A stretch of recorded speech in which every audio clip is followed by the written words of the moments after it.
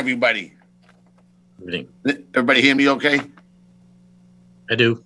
Okay, thanks. I'd like to call the Finance Committee meeting on March 15th to order.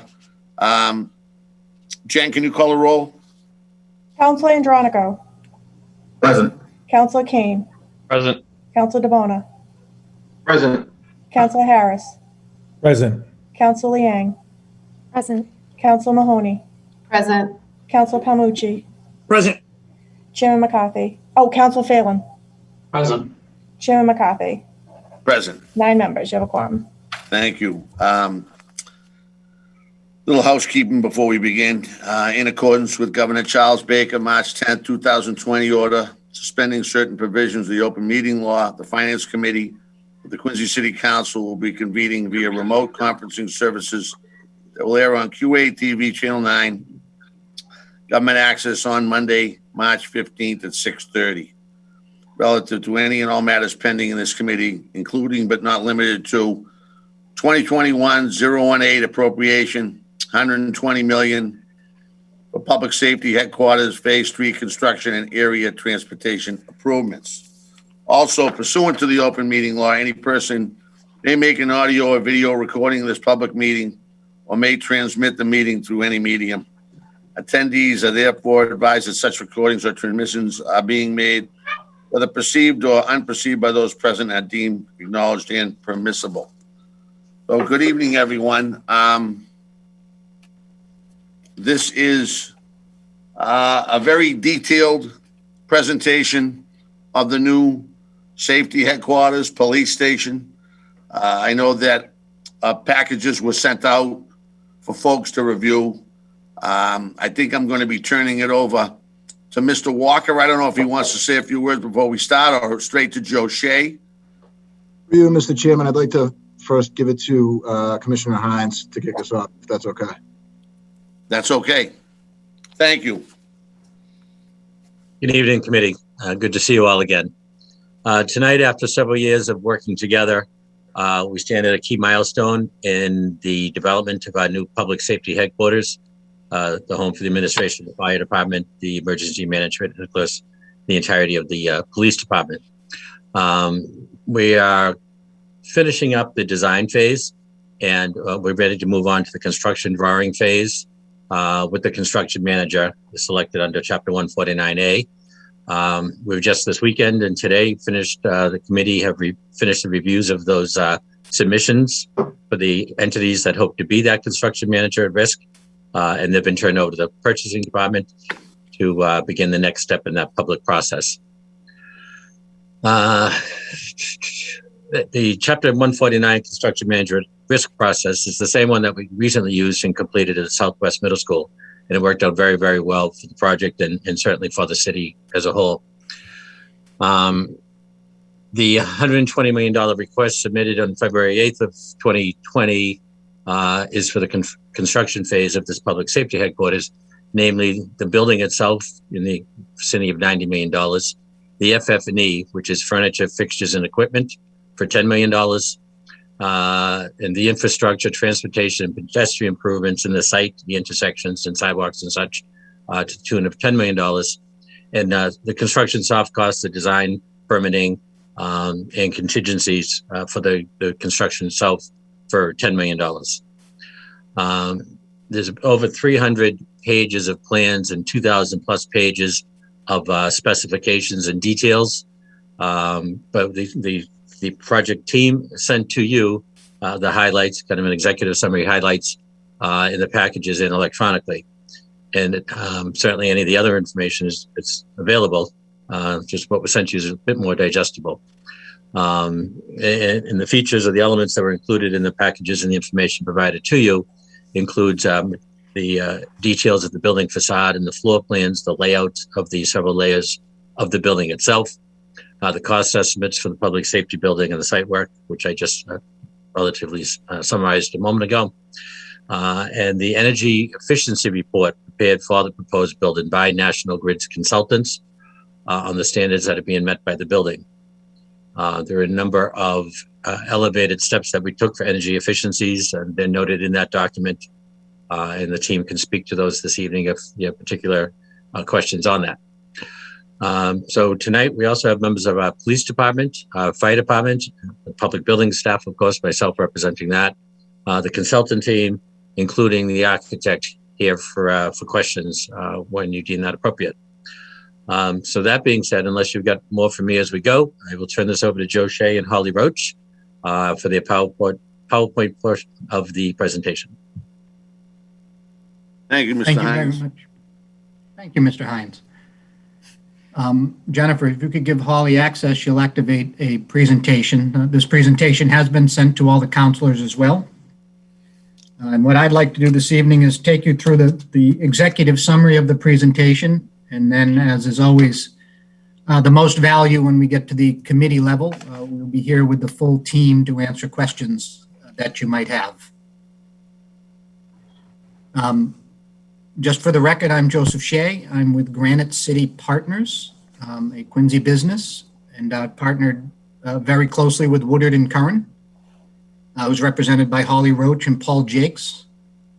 Kessel Bowes Architects is also here. You'll hear from Todd and Matt as we progress through this. And on Zoom, we may have a couple other team members here. I just don't happen to see them on my screen. But we're here now for the next milestone, as Commissioner Hines had said, about the Public Safety Headquarters. By way of a brief update, I know that we live this every single day. However, you as city councilors may not live the details every single day, and the people at home may benefit from a quick little update. But since our last presentation to you formally in February of 2020, we now have acquired all of the land at the parcels that were identified, and all of the private tenants have been relocated. At this point, the only entities remaining to be relocated are Father Bill's and the Quincy Animal Shelter, and we're working with both entities to bring them through the relocation process. So we're quite thrilled to have all of the private tenants relocated within a year.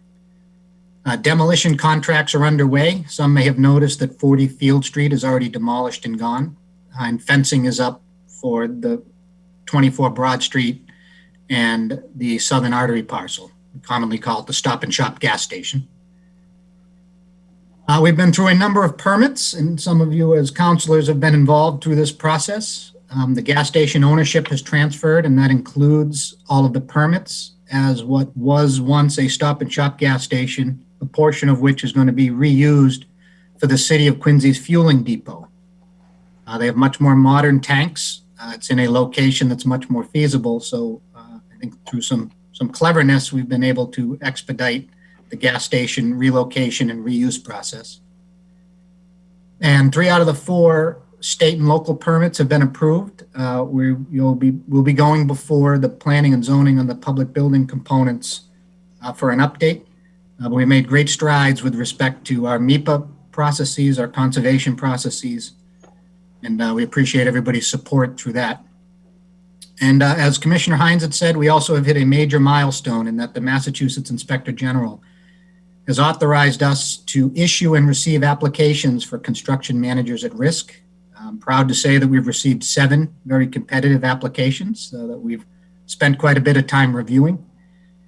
And the driver for this financial appropriation is to be able to enter confidently into a contract with whichever of those construction managers at risk is selected.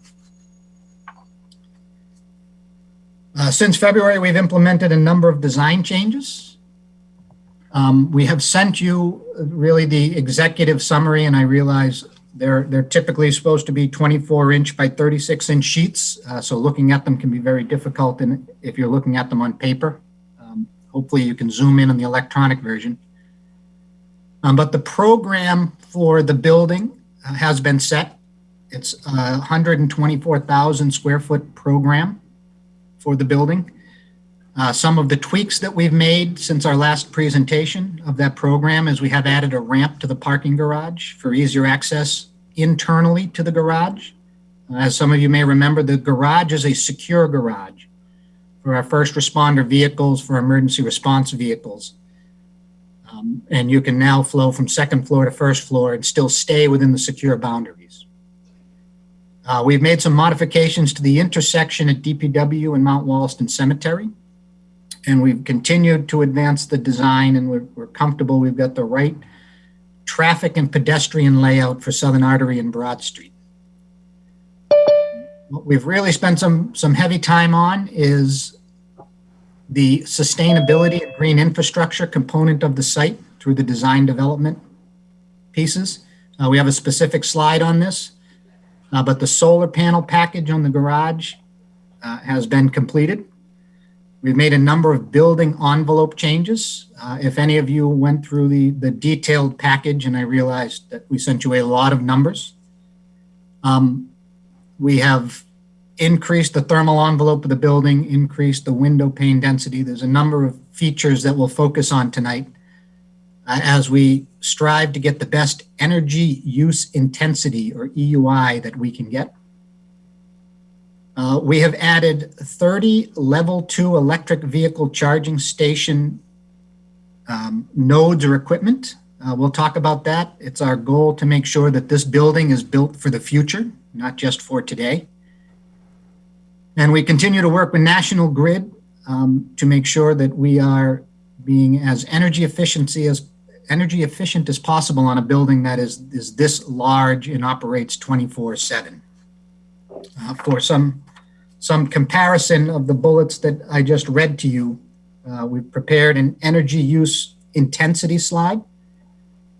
My sense is we will get back to some of the details on this slide when we get to the questions and answer component. Holly, can you switch to the next slide? Perfect, thank you. For those of you who keep track of the jargon, our proposed site EUI is 76 killer BTUs per square foot. That is definitely jargon. The table that you see compares the Quincy Public Safety Headquarters at the top with some other recent public safety buildings or police stations. This is a bit like a golf score. A smaller number is a better number. The national industry standard for police and fire stations is 64 or 63.5. That really is a function of climate and size. So that's putting people up in the Northeast who deal with heating and cooling right on par with people in California who may have more temperate weather year around. We're quite proud that we've been able to advance our design to the point where we get an EUI of 76. You'll also notice the photovoltaic or PV, the solar panel capacity column. We've got 600 kilowatts built in to this project, much more and much larger than many of the other comparable stations that we have used as a benchmark. And then the same goes for our electric vehicle charging stations. We're installing 30 now, but the garage is actually outfitted for an additional 170, or a total of 200 in the future. So the conduit will be there, the space for the future batteries will be there. It's our belief that as electric vehicles continue to evolve to become the standard, so will the capacitors, the battery, the generating systems will become more efficient. So at this point, we're recommending the city start with 30, but the garage itself is built out with the inherent infrastructure or preliminary infrastructure for 200 total. The site layout has remained much the same as we've proposed on this drawing. For those who may not be familiar with it, Mount Wollaston Cemetery is at the top. Broad Street comes across the bottom. It's shown here in blue. And we are effectively taking up the entire block west of DPW.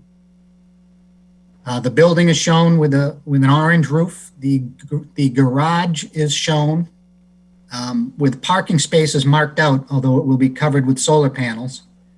And then the blue parking lot on Broad Street is a parking lot and is also the fuel depot. The layout of the site was intended to accommodate the existing police station, which you may be able to faintly see in the backdrop on the corner of Southern Artery and C Street to remain active. The layout of this project is to build the new station and port the police, fire, and emergency response in, then demolish the police station and turn the rest of the existing space into green space. We've got a number of renderings prepared to just provide some context to the building. This is the view from C Street. It's a 4-story building in the front. It's a 5-story building in the back. For those who know that C Street is higher, 11 feet higher than Broad Street.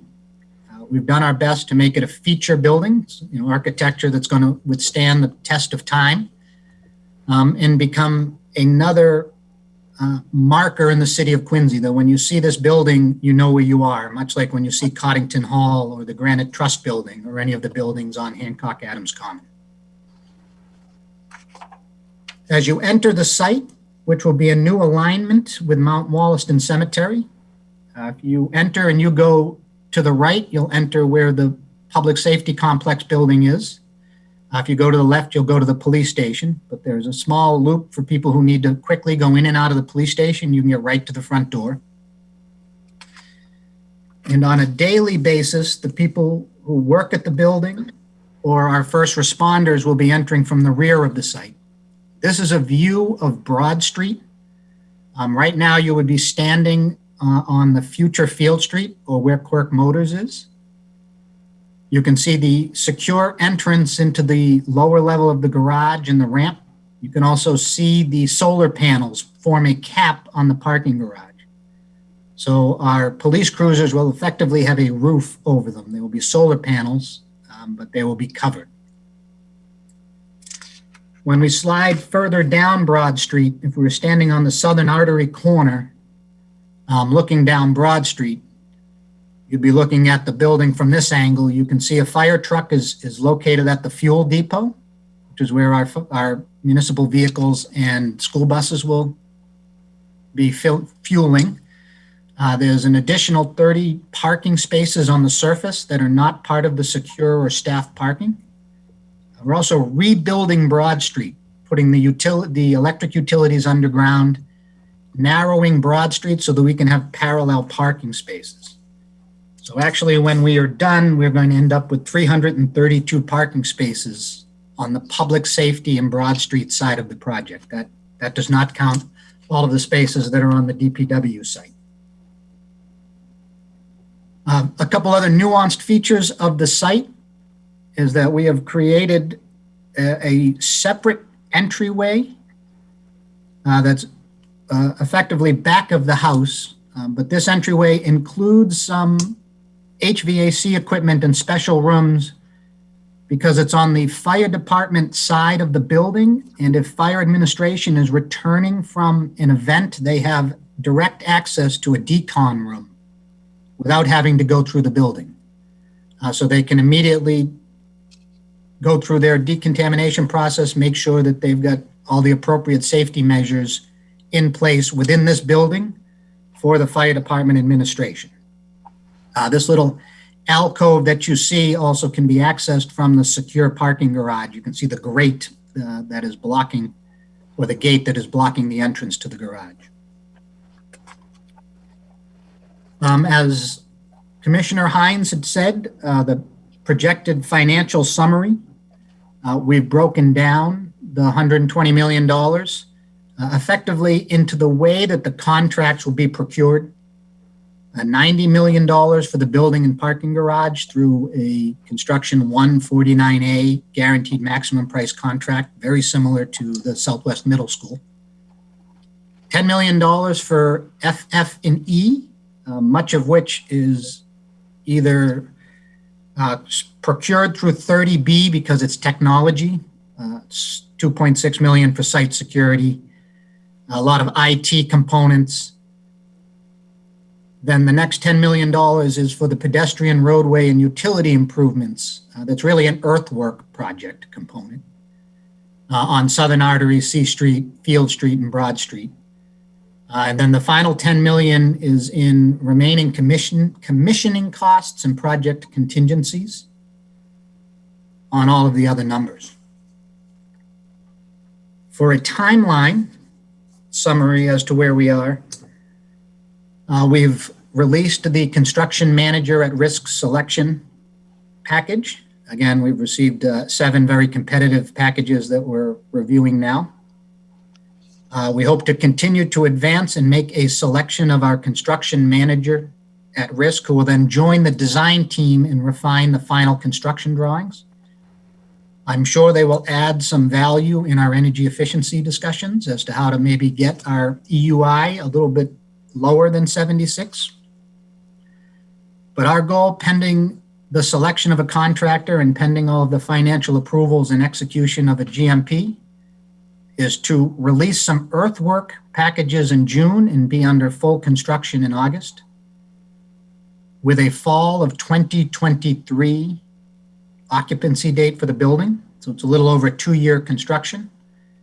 And then the existing police station and earthwork will be done in spring or summer of 2024. So this is still a large-scale, long-term project, akin to many of our largest schools within the city. That timeline has remained the same as we've continued to be aggressive on advancing the design during the COVID period. So with that, that's the end of our formal presentation. We're very happy to receive questions. What I'd like to propose is that as questions come in, I'll initially field them and try to direct them to the most efficient technical person on the call. Jennifer, I'll do my best to name them so you can unmute them as we go. Thanks, Joe. Just a couple of comments before we get started. We'll have a hard stop at 7:20, as we usually do on these committee meetings before the council meeting, so we can take care of business before the council meeting with the locations, usually a Mass Electric. Then we'll come back to the council meeting, we'll open it up, and then we'll come back to finance if we have to. But right now, I'm going to recognize Councilor Palmucci with the first question. Thank you, Mr. Chairman. Thank you, Joe, Mr. Shea, for your presentation. Always informative and really speaks to the issues very well. You know how to talk to the council. Couple quick questions, and you may not have the answers for them, but if you could run them down for me. The existing public safety square footage footprint, do we know what that is versus what's proposed? We do.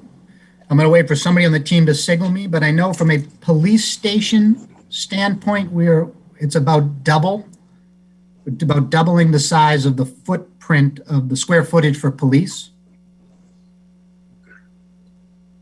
And we will run that down for the other departments for you, Counselor. I know we have a slide. Appreciate it. Yeah, appreciate it. And I saw that the 10 million for the roadway and utilities, you said it was an earthworks project. And I was curious, you also mentioned you're going to bury the utilities on Broad Street. Why? Why would we bury the utilities, and how much cost does that add to the project? While I explain the why, I'll look to Paul Jakes to see if he has an answer on the cost. We are raising Broad Street, and we are bringing in new electrical transformers, new electrical pads to get ready for the future of electrical vehicles. So while we are doing that, we would be replacing everything on Broad Street. So we're going to replace it for the future by moving it underground and making sure that we're just getting ready for the next 50 years.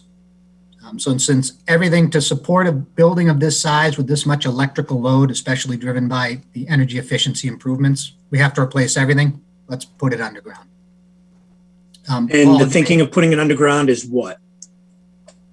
I get the upgrade. Like, you upgrade it now for the future, right? Because you're working on it. I get that. There's some cost savings in that, but why underground as opposed to above ground? There's the more, I'm going to say it's more energy, the resiliency of dealing with issues when it's in the ground versus if a pole gets hit, or in this case, a tree branch falls on a pole. We want to move them underground because then we can just pull wires without bucket trucks. We've got more options. I would like to say it's more resilient, although that is not my expertise in terms of electrical. Okay. And do we know how much more that putting it underground costs than doing it above ground? And Paul, and if Paul doesn't, we'll get you that answer. Okay. We will get you that answer. Okay. Thank you. Those are all the questions I had. Thank you, Chairman McCarthy. Thank you, Counselor. Do I have anyone else raising it? President Liang? Thank you, Mr. Chairman. I have a couple of questions, Joe, and then again, you can direct me to who you see fit. So the first is, how do we land on PMC? PMC, the estimator? Mhm. PMC was on the architect's, PMC was on the architect and OPM's team during the qualification-based selection process. We actually see PMC as an estimator for probably 60 or 70% of the large-scale costs that we see. So Okay, have they they were done any projects with us before?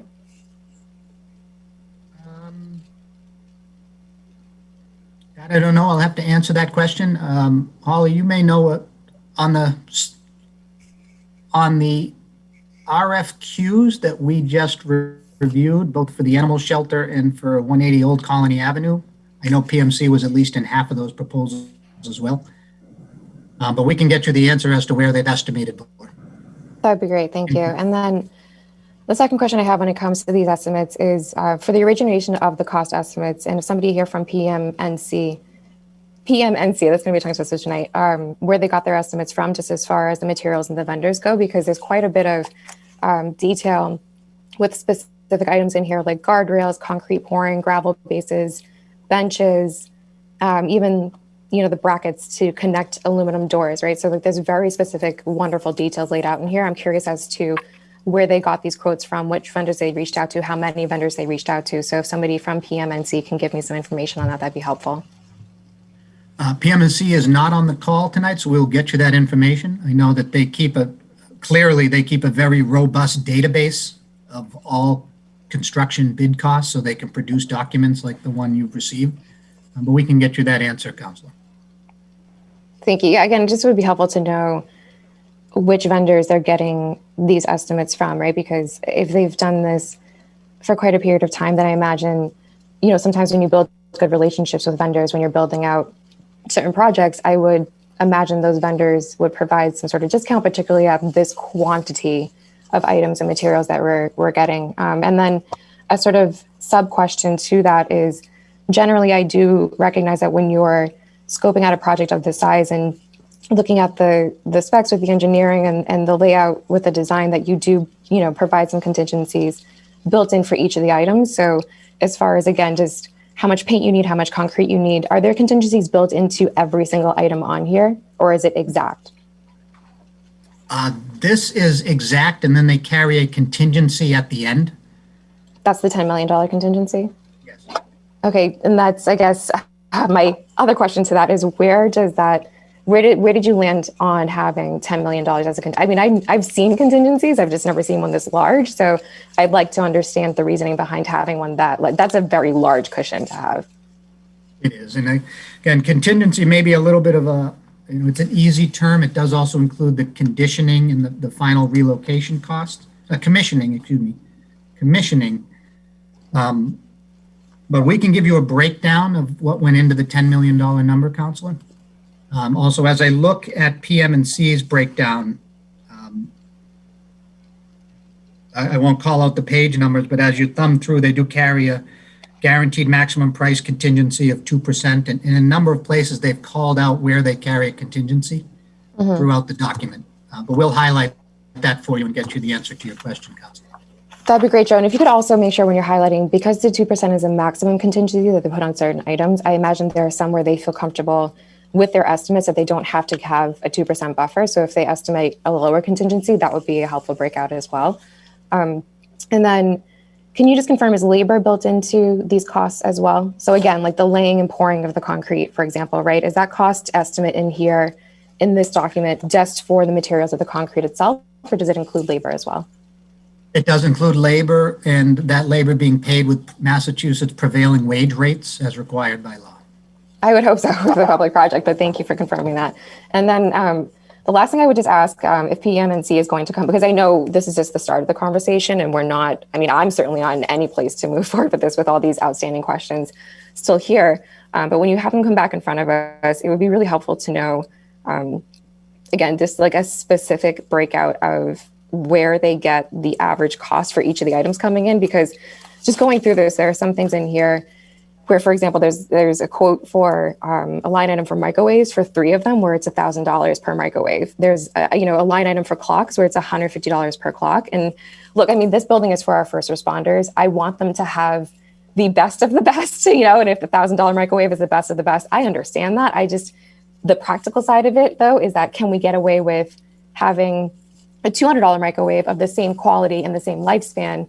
Do you know what I'm saying? So those areas, it really adds up, and it would be helpful for us to have an understanding of where we can find some areas to cut back on if we know where that price point came from to begin with, right? If there's a reason why we need a $1,000 microwave, it'd be helpful to understand the reasoning behind that. So when they come back with the breakout of those line items, I would just ask that there is some more information provided as to where these costs came from.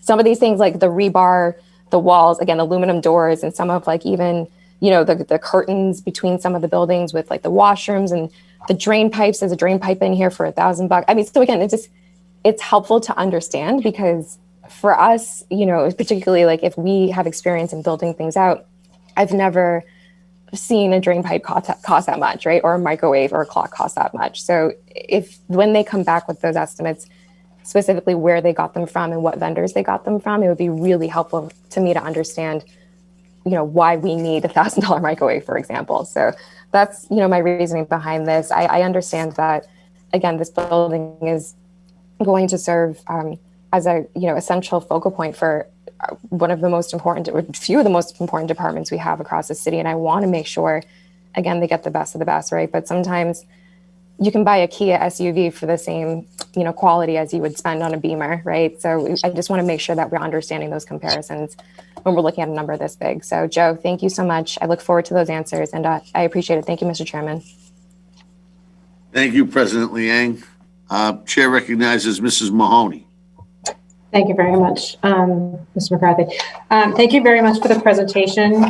It's very helpful. I'm going to start at the beginning when you have 3 out of the 4 state and local permits have been approved. What are we waiting for? What's the 4th permit that we're waiting for?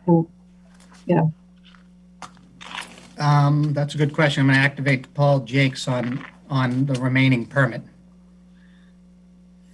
Sure. The remaining permits are the local permits, so it's the Planning Board and the Zoning Board of Appeals. Okay. So you have all the EPA and any of the FEMA, if we have any problems with water or any issues in that area for that type of stuff? Correct. The environmental permits have been obtained. Okay. And all the buildings have been purchased, correct? And I think you said the only thing we have left is the relocation of Father Bill's and the animal shelter?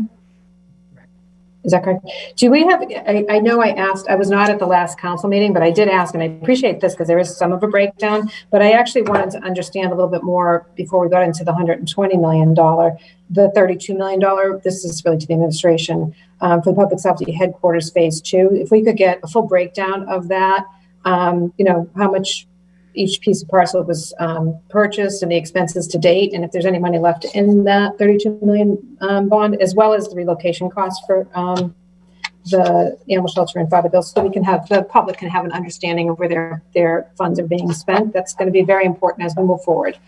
So I guess that is to Mr. Walker. Do you think we could get that to the full committee? Sure, absolutely, Council. Yeah, I'm disappointed that we didn't have that here tonight because I did ask for that, and that was something I was hoping that we would have in this presentation. I think that Mr. Shea does have the answers for you if it's the body's wish to get into that piece of it. But if you would prefer us to provide something documentary, that would be fine as well. I think it's important that it's documented and part of a presentation, not just discussed in verbal comments, because it's expenses that we spent, and it's part of the exercise. As long as we didn't go over $32 million, I'm just wondering if there's any money left over from that $32 million, and if that's going to roll into this project, or if that bond is completed. Moving on to, so I would like that be brought back to the committee at the next meeting of potential and shared with everybody. I'm assuming we won't be voting on this tonight. It's a very large amount of money to be decided all in one night. For the building design changes since February 2020, I know this, you said I saw the solar panels, which is great on the parking garage. The 30 level 2 electric vehicle charging stations. Does the city currently have any electric vehicles? And is in this, when we talk about, is there any money set aside to purchase electric vehicles? I'm just curious about that. Through you, Mr. Chairman, I can take that one if that's okay. The city does have its first electric vehicle through Chief Jackson and the fire department. Congratulations. Yes. A Chevy Volt that is used by our fire inspectional division.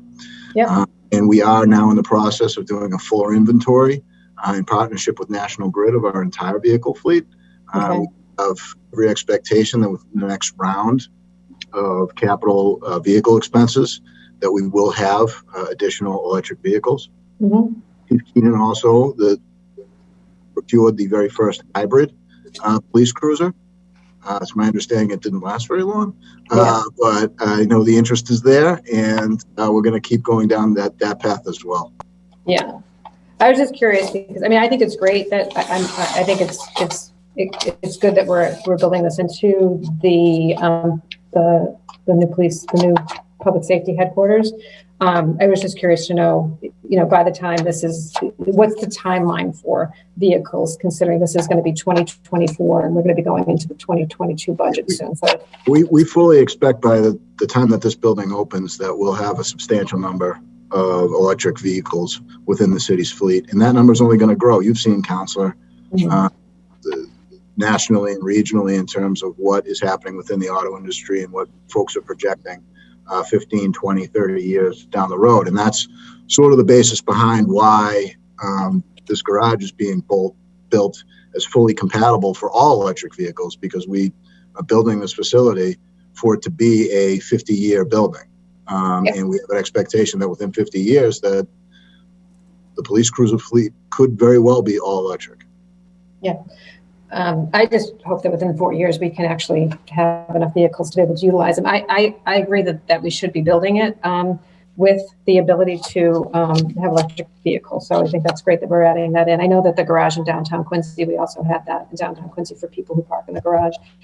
So moving on to the, based on a little bit, I'm going to kind of follow up a little bit on what Councilor Yang was talking about, two things.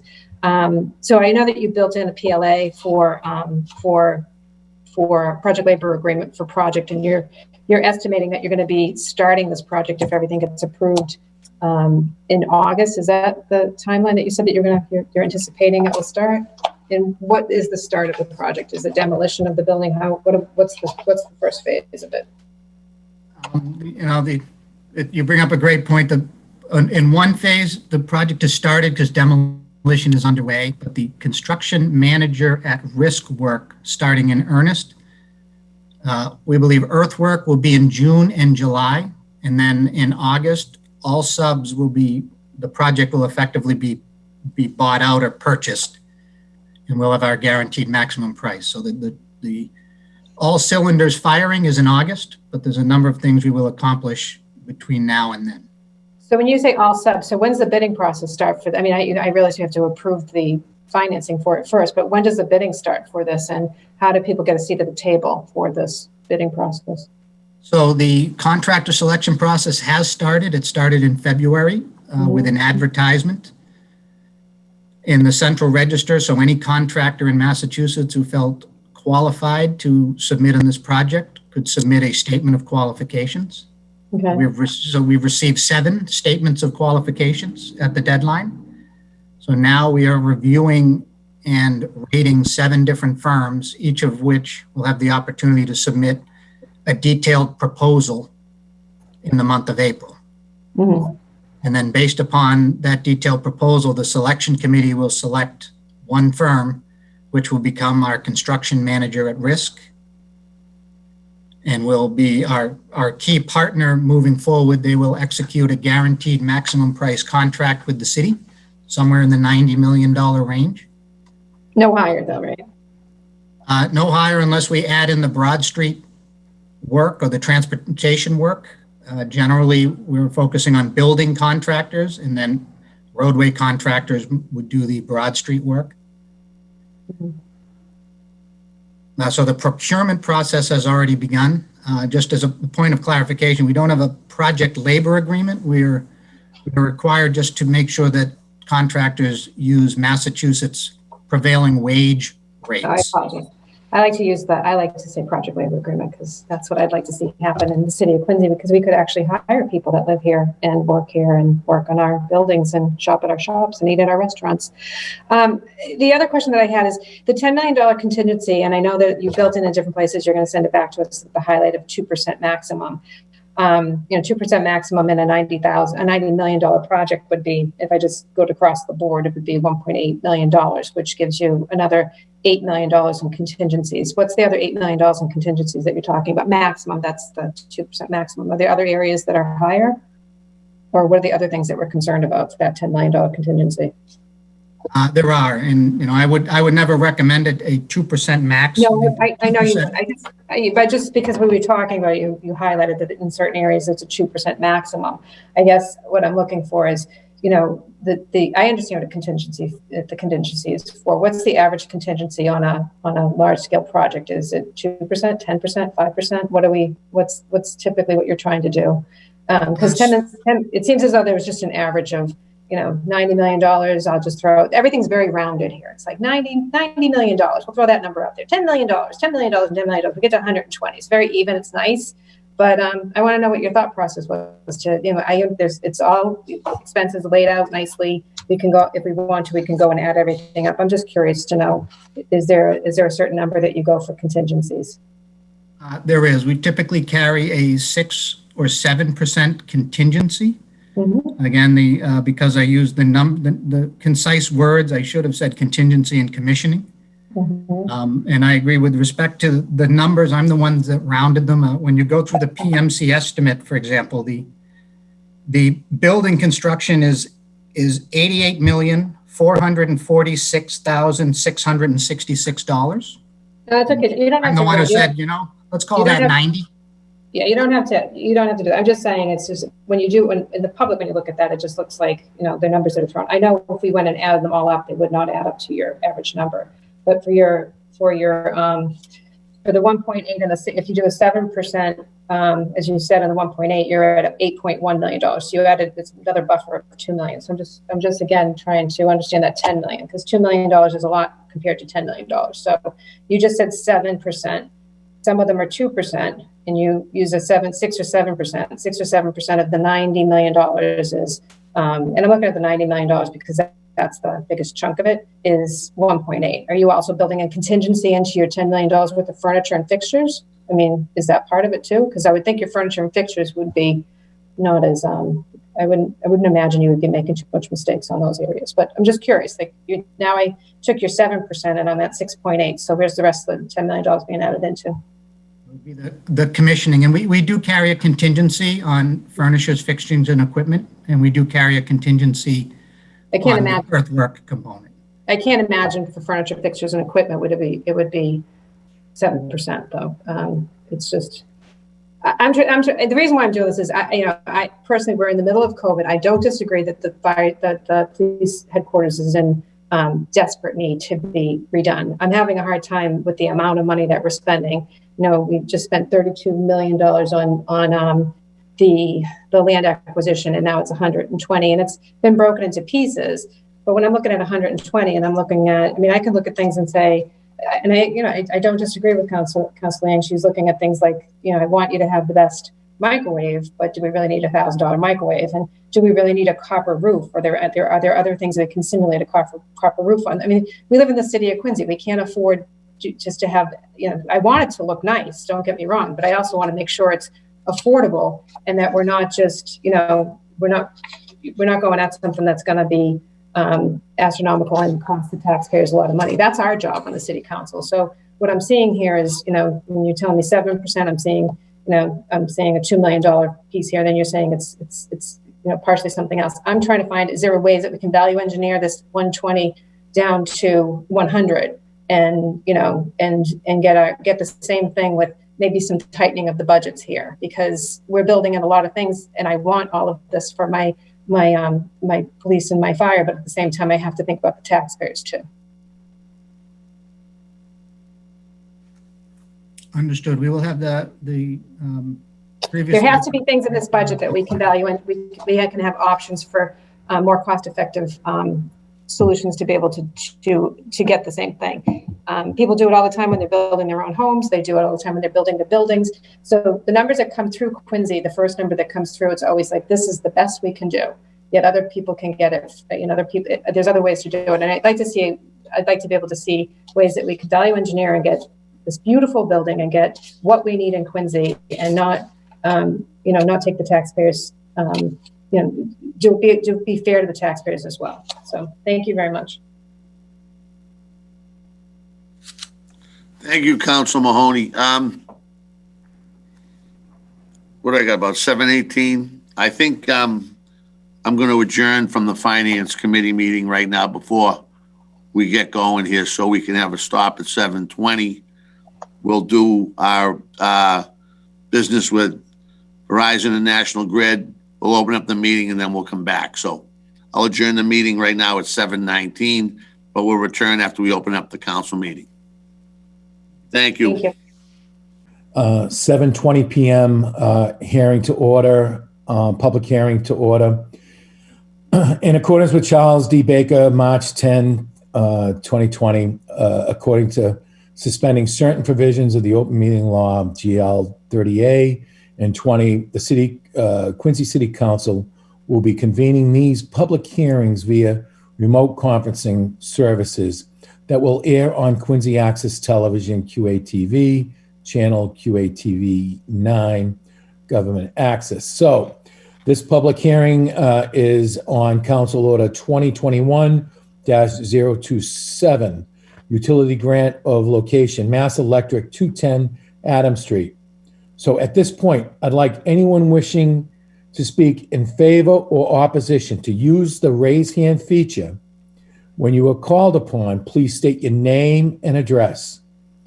At this point, though, no written correspondences have been received by the clerk of committees for this item. So at this point, is there anybody in favor or opposition?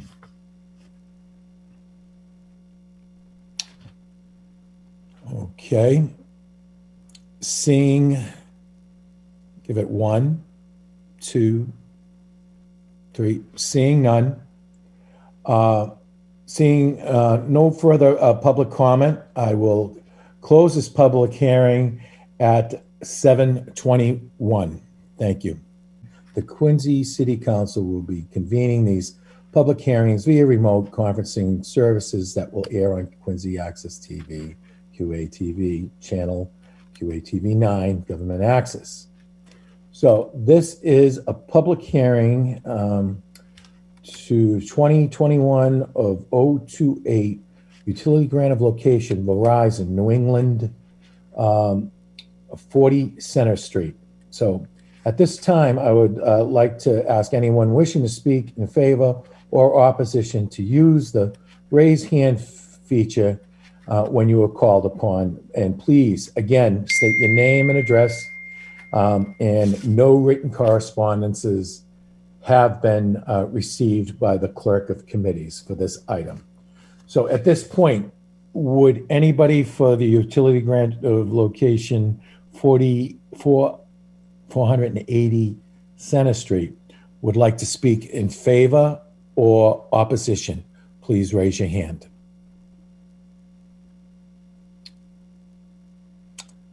Okay. Here we go.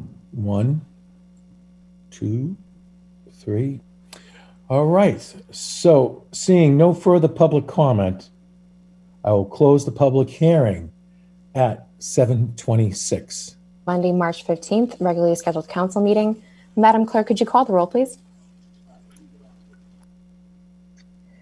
Counselor Andronico. Present. Counselor Kane. Present. Counselor DeBona. Present. Counselor Harris. Present.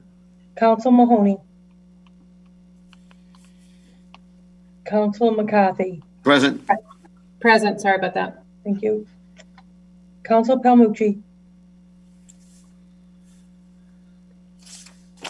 Present. Councilor Phelan, Present. President Liang, Present. 9 members. Thank you. If we could all just mute ourselves for a moment of silence in honor of all the women and men currently serving here and abroad, as well as keeping in mind all the frontline workers still fighting this pandemic.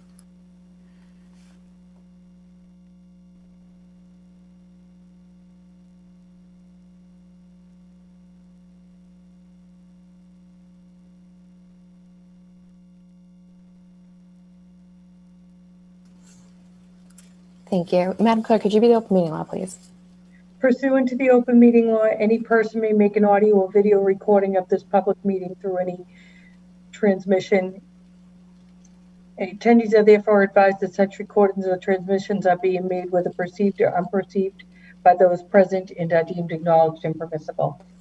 Thank you. And in accordance with Governor Charles D. Baker's March 10, 2020 order suspending certain provisions of the open meeting law, General Law, Chapter 30A, Section 20, the Quincy City Council is holding this council meeting via remote video and conferencing services, and it's being aired on Quincy Access Television, QATV channel QATV 9 Government Access.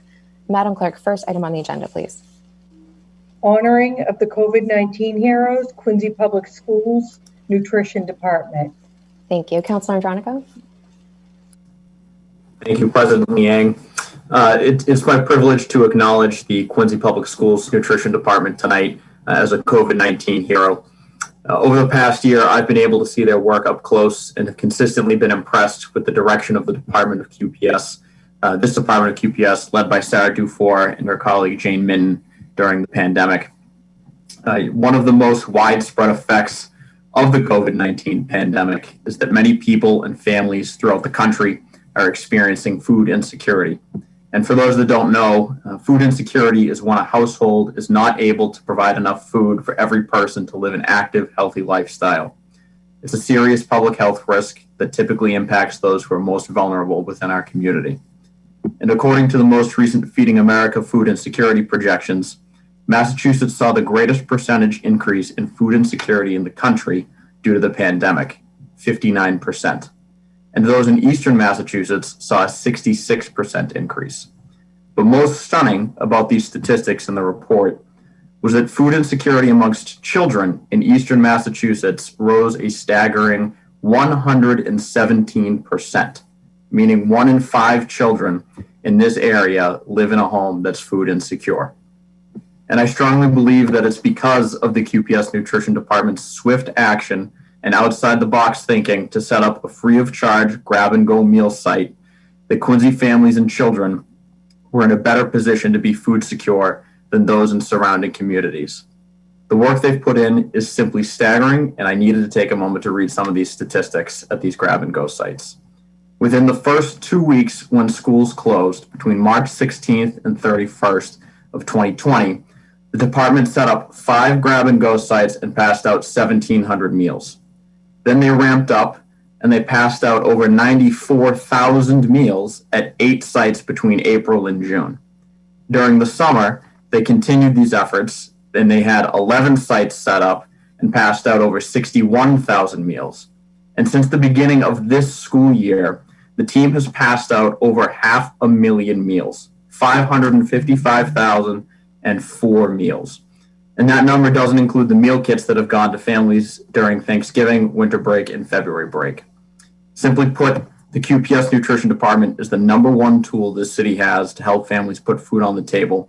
And I am incredibly proud of their work and grateful for the opportunity to thank them here tonight for all that they have done over the past year. Thank you so much, Councilor. And I do want to recognize that I do see school committee members Doug Guttrow, Emily Lebo, Frank Santoro, and Courtney Perdios joining us as well. I know the school committee, as you are familiar with Councilor Andronico, very active in supporting, if not leading, these efforts. And so I just want to thank them for joining tonight as well, and thank them for their work, not just on this, but around everything when it comes to making sure that our students and our families and kids have what they need. To that, Councilor, if there's anybody that you would like to acknowledge to have them speak, I'd love to give them the opportunity to do so. Absolutely. There are a few folks joining us here tonight. I know there's Superintendent Mulvey, Sarah Dufour, and Jane Minton, of course, and my former colleagues on the school committee and some new faces on the school committee as well. I think I'd like to pass it over to Superintendent Mulvey to get it started. Thank you, Councilor Andronico. Good evening, everyone. I hope everyone is doing well. I want to thank you all for inviting the Quincy Public Schools, in particular the food service nutrition program here in the Quincy Public Schools, to be honored tonight. I can't agree with the honor more. Ms. Dufour and Assistant Food Service Director Minton have been working with the Quincy Public Schools from the very beginning of the COVID crisis all the way back in March of 2020. Planning and directing all of our efforts to make sure that our students, not just our students, but also us families, have all of the nutritional needs that they needed since the COVID-19 outbreak back in March. And as Mr. Andronico had mentioned, since the beginning of this school year, not including what we did since March of 2020, over 500,000 breakfasts and lunches have been served to our students and families in the city of Quincy. Sarah Dufour and Ms. Minton are the directors who made this possible, as well as all the food service staff in all of the schools.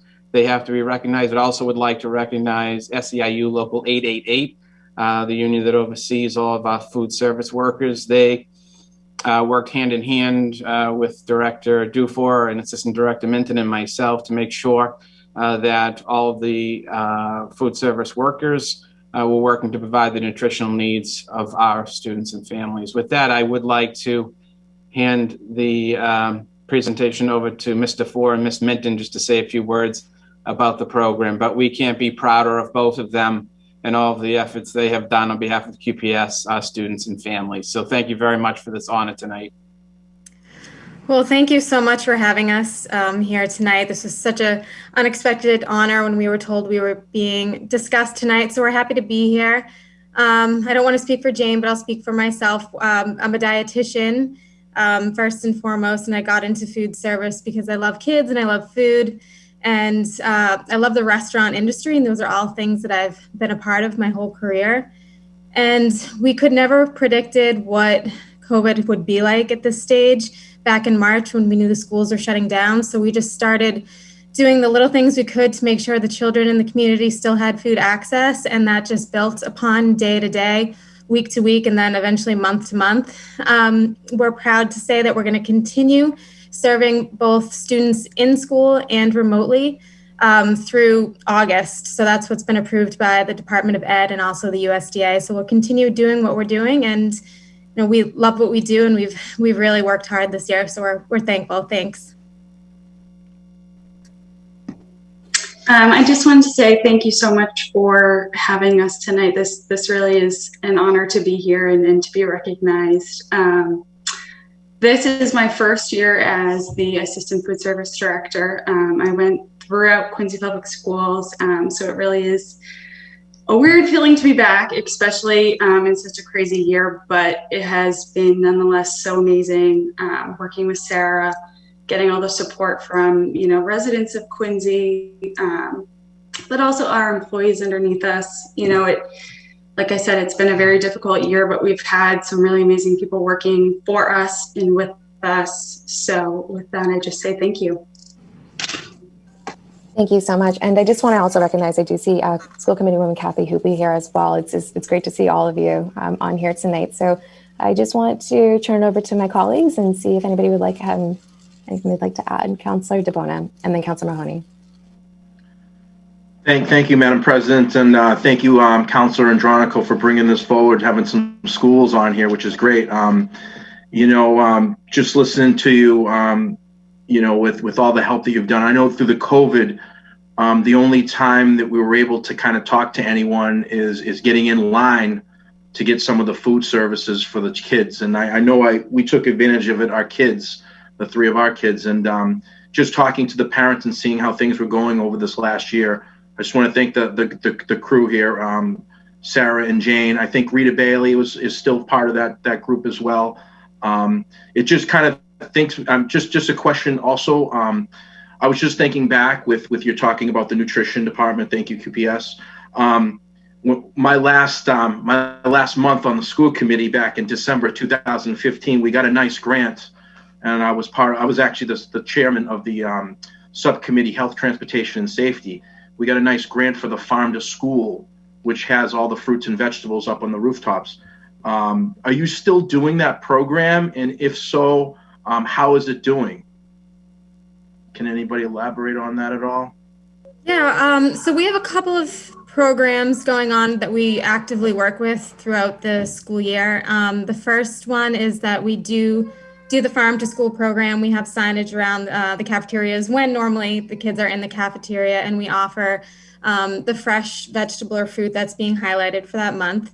The Department of Defense through the USDA provides us with dollars to buy fresh produce through them.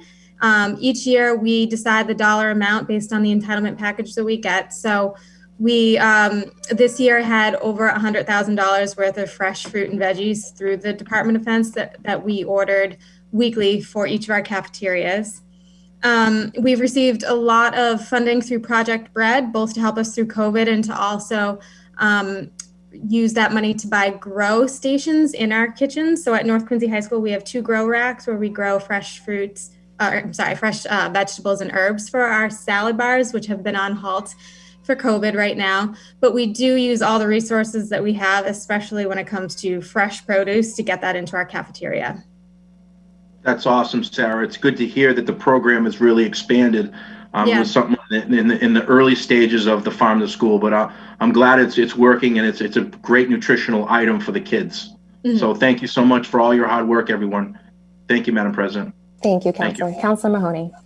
Thank you, Madam President. First of all, I want to thank everybody. I want to thank all the school committee members and Superintendent Mulvey. I know how hard and the challenges that you have all been under with COVID, and it's exceptionally difficult because you have to educate our population, and the challenges are coming from local all the way to the federal. Everybody's trying to make rules for us for this, and it's in the end of the day, what we're really trying to do is take care of our kids, and no better time to have the food. We have you guys here to talk about the food insecurities in Quincy, and we had that before COVID, and your group did a phenomenal job before we even had COVID, undermine everything that we do in every single day of our lives. And the way that the Quincy Public Schools stepped up, and how both Sarah and you, Jane, have stepped up to take care of our families most in need it's unbelievable what we were able to do. And you did it very quickly. I think sometimes when we look back, COVID feels like, I say this all the time, I feel like I'm reliving the same day every day when I get up. Am I going to work today? What day is it? I don't know if it's, I have 93 and 91-year-old parents who don't know what day it is, and they feel like they're losing their mind. I'm like, I don't know what day it is. But you guys, you really organized yourself in a way that you were able to take care of our families. And that to me is just the most important thing, because there's no worse failing for a family when they don't know how they're going to feed their kids or how they're going to get through the next day. And there were a lot of people in Quincy that were struggling. And it's just so heartwarming to me to know that you guys are there to take care of them. And Jane mentioned you're making me feel really, really old, because, I used to watch you on the basketball courts in Quincy Public Schools and in the playground, and to see you here and to see you as a professional, which I always knew you would be, but it just makes me, I couldn't be any prouder than to sit across Zoom and look at you and realize what you're doing for our kids. And I'm proud of the Quincy Public Schools. I always have been. So I wanted to just say an exceptional thank you to Superintendent Mulvey and all the school committee members for all the hard work that you do, because I'm not sure if people know how much work it is to be on a school committee and to keep a system going the way you've been able to do. And so I just wanted to make sure I thanked you all for that. So thank you, Councilor Andronico, for bringing this forward. And it's just nice to see everybody. So thanks again. Thank you, Mrs. Mahoney. Thank you, Counselor. And let me just do one last look and see if anybody else would like to speak.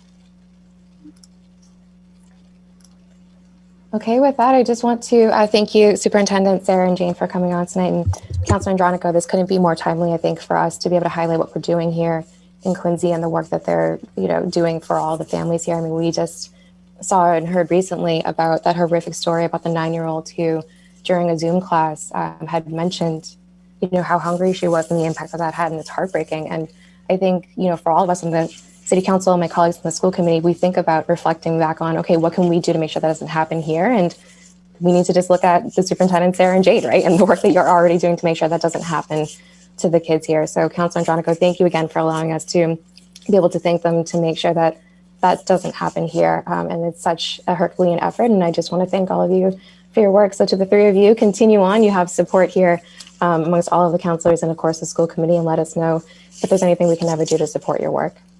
Thank you, President Liang. Thank you all very much for this honor. It's greatly appreciated. Thank you all so much. Have a good night. Be safe. Thank you. Good night.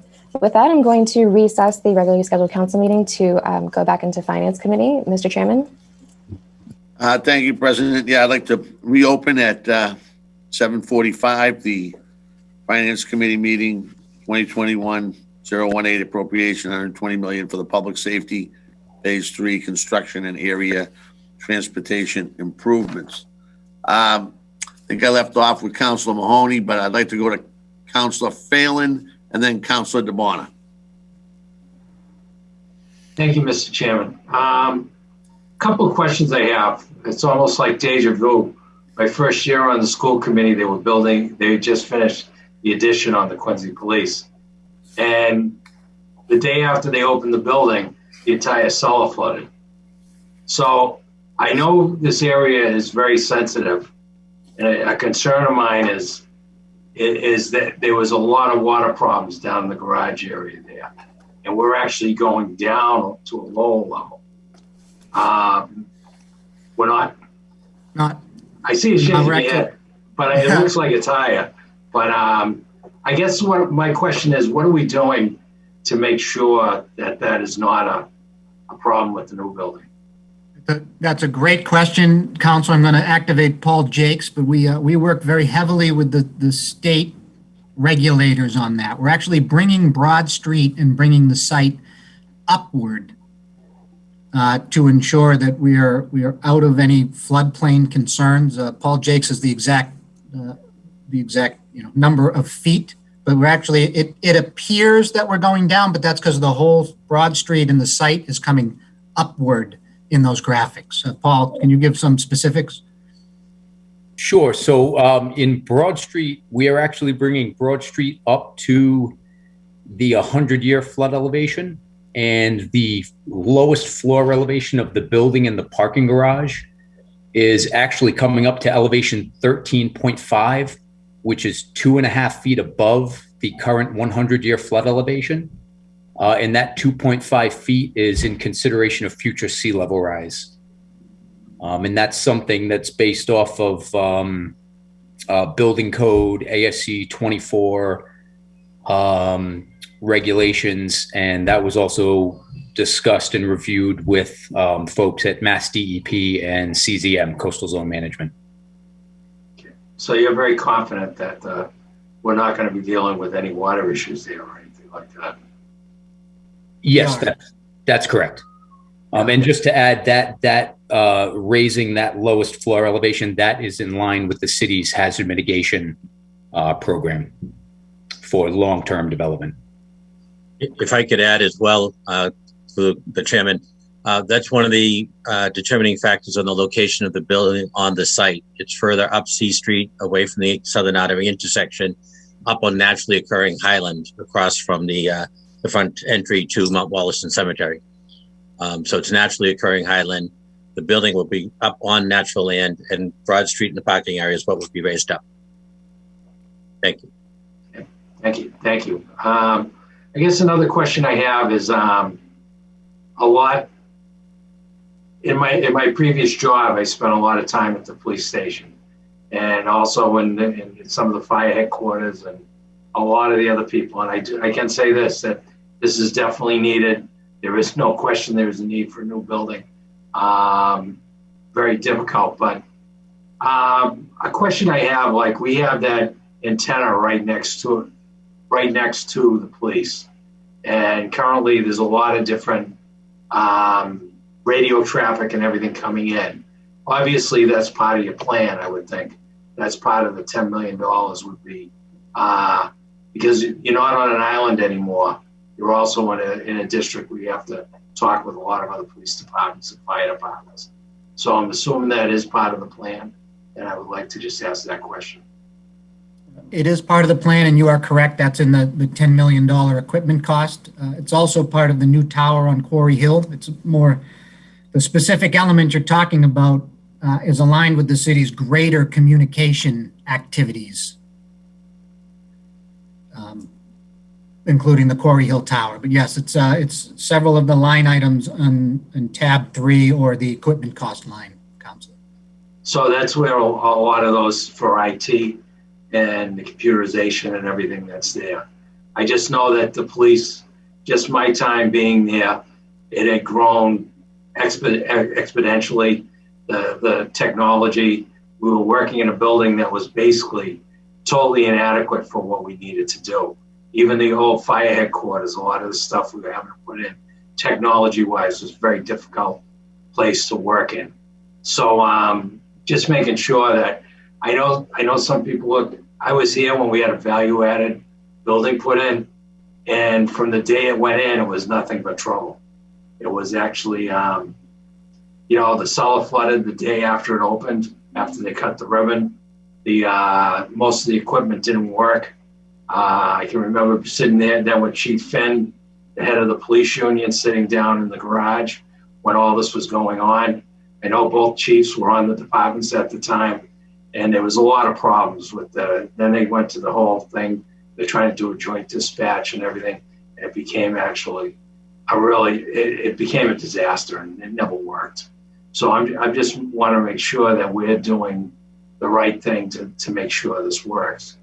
And when we were doing all the programs and everything, there was input from both the chiefs, and not only the chiefs, but also the members of the department. So the things that are going to be there are what they actually need.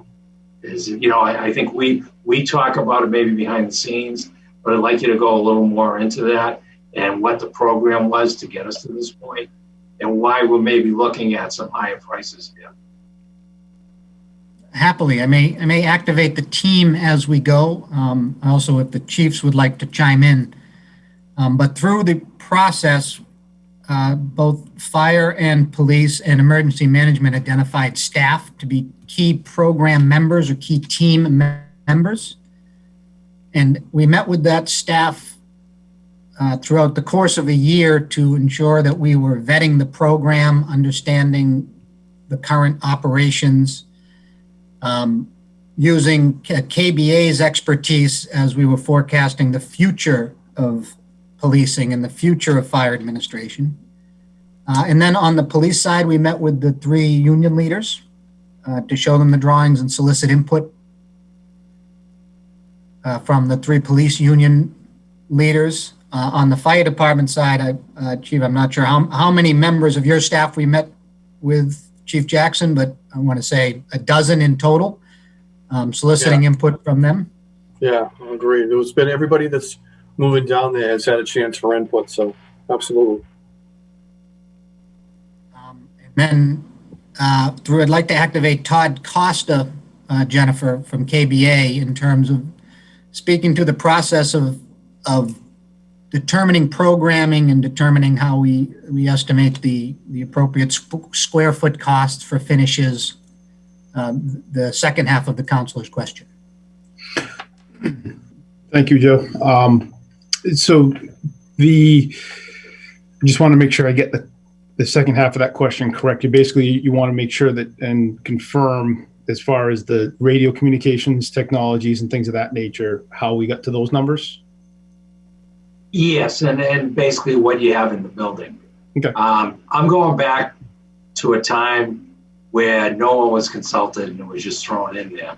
And anyone who's been in that building for any length of time can tell you it's been inadequate since the day it was built. So I just want to make sure, and I know there's been discussions behind the scenes, but now we're looking that we're going to be going to the public with this, and it's going to be a fairly large price tag, and we want to know that they're getting their money's worth, basically, is what I want. What I'm making sure. Absolutely. And that's one of the things that we want to make sure as well as part of the team that's looking forward with the city officials, with the different departments. We've actually had sit downs with both departments, or I should say all 3 departments. Very particular details going into some of the very, very particular details relative to radios, relative to access control systems, CCTV, very in-depth conversation. So we know pretty closely as to the components, where they want those components, how often they want those components, and to what level we're discussing that. And that includes right down to like simulation training functions, classroom functions, or in the case of emergency management, the lines of communications that they want brought into that room. All of that has been discussed as a whole all along, and we've been refining those numbers. They were established real early as kind of square foot numbers, and then each step we've made sure that we haven't ventured too far in and modified any of that in any direction one way or another. We're constantly updating those.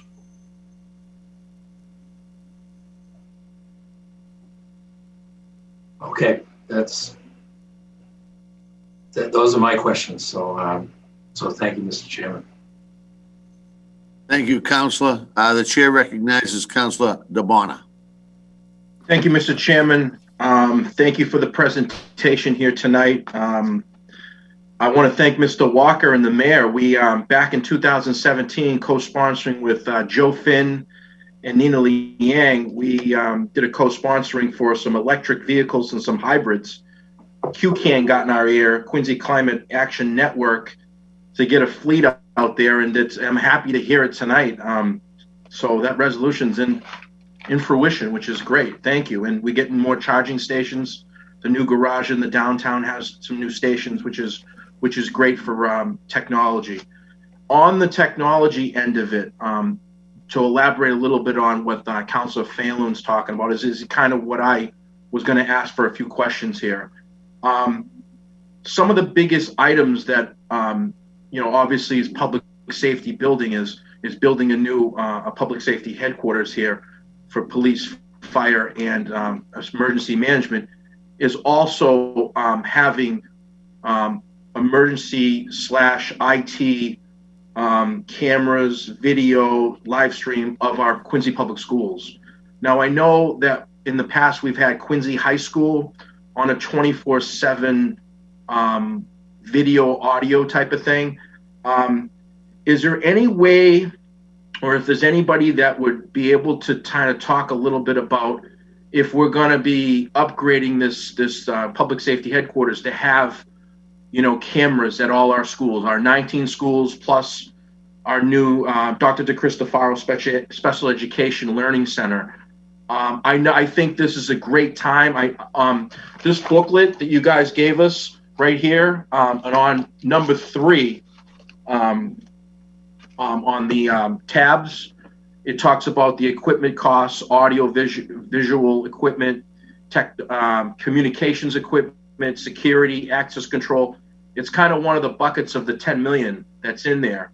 Can anybody elaborate on if we're going to be expanding to having great technology for our Quincy Public Schools, our front doors, our back doors, any entries or exit areas, points of the Quincy Public Schools? Has anything been spoken about that at all, Joe? Yes, it has, Counselor, through you, Mr. Chairman. Yes, it has, with respect to this public safety complex is going to have a new and enhanced and robust hub for IT collection. Okay. I have not been in conversation specifically about the schools, but we've talked about the intersection cameras, monitoring the city's major intersections for traffic violations and cataloging that information.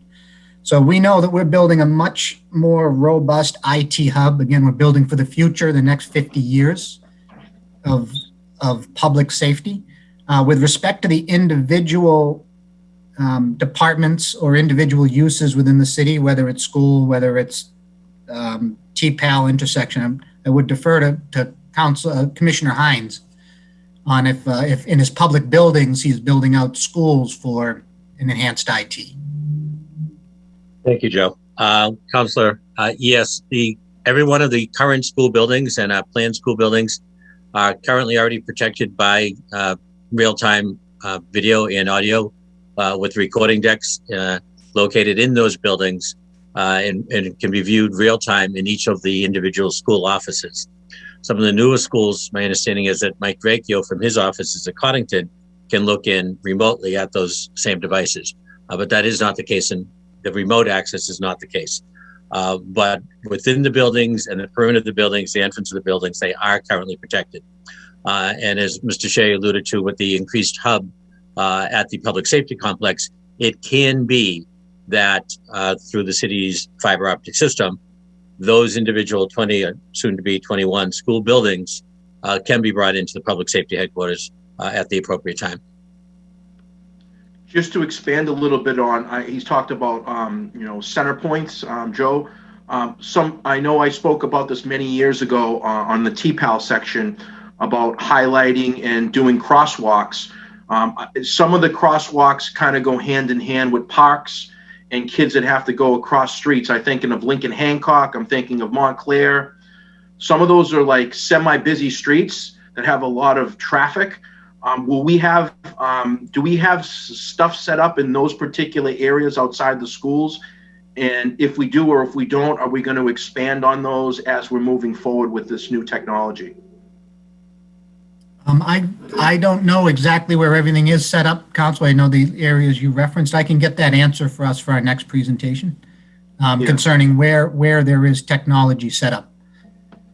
Okay. And another thing, just to elaborate real quick, I know there's funding in here. It's 90 million, then it's 10 million, 10 million, 10 million.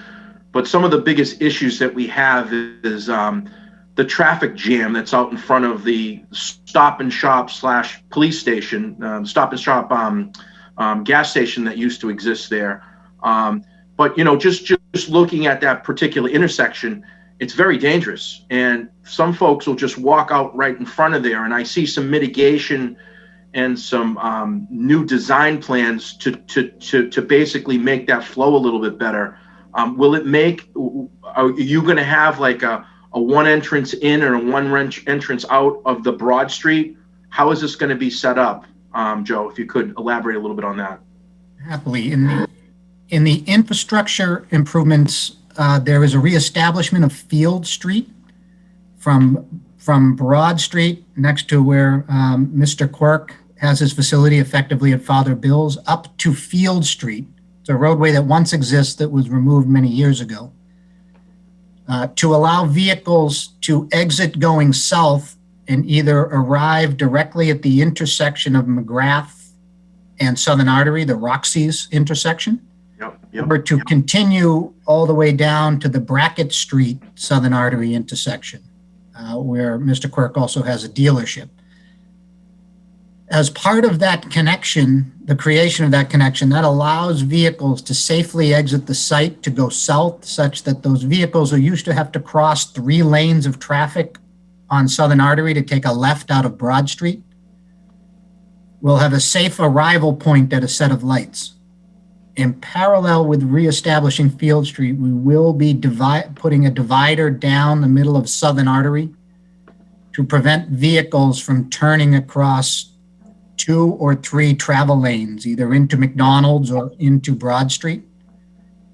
Very similar to what we have done on Granite Street next to Stop and Shop, to really try to control the people who are going to take a left, cross multiple lanes into quickly oncoming traffic. That divider is also going to have a wrought iron fence because although the vehicles at time are at peril, we've all seen car accidents there, unfortunately. We also don't want pedestrians just flowing down Broad Street and crossing Southern Artery. So a wrought iron fence is going to be put up such that pedestrians will go to the set of lights either at C Street or at Roxy, such that they can use the pedestrian crossing and really have a shelter island to create a much more safer corridor between McGrath Highway and C Street along Southern Artery. So there's a couple features that work together in parallel to make sure we get appropriate vehicle egress, we get emergency egress, and we're doing pedestrian safety improvements along that corridor. That's a really tough stretch. I'm going to look for Chief Keenan to nod his head about the number of traffic accidents that they deal with in that corridor. We want to just remedy that. Just that intersection. I go by that intersection 4 to 6 times a day, every day. So I'm through there every single day, and I see what's going on all the time. That's why I asked. And I know a lot of folks in the city, it's kind of like in the middle point.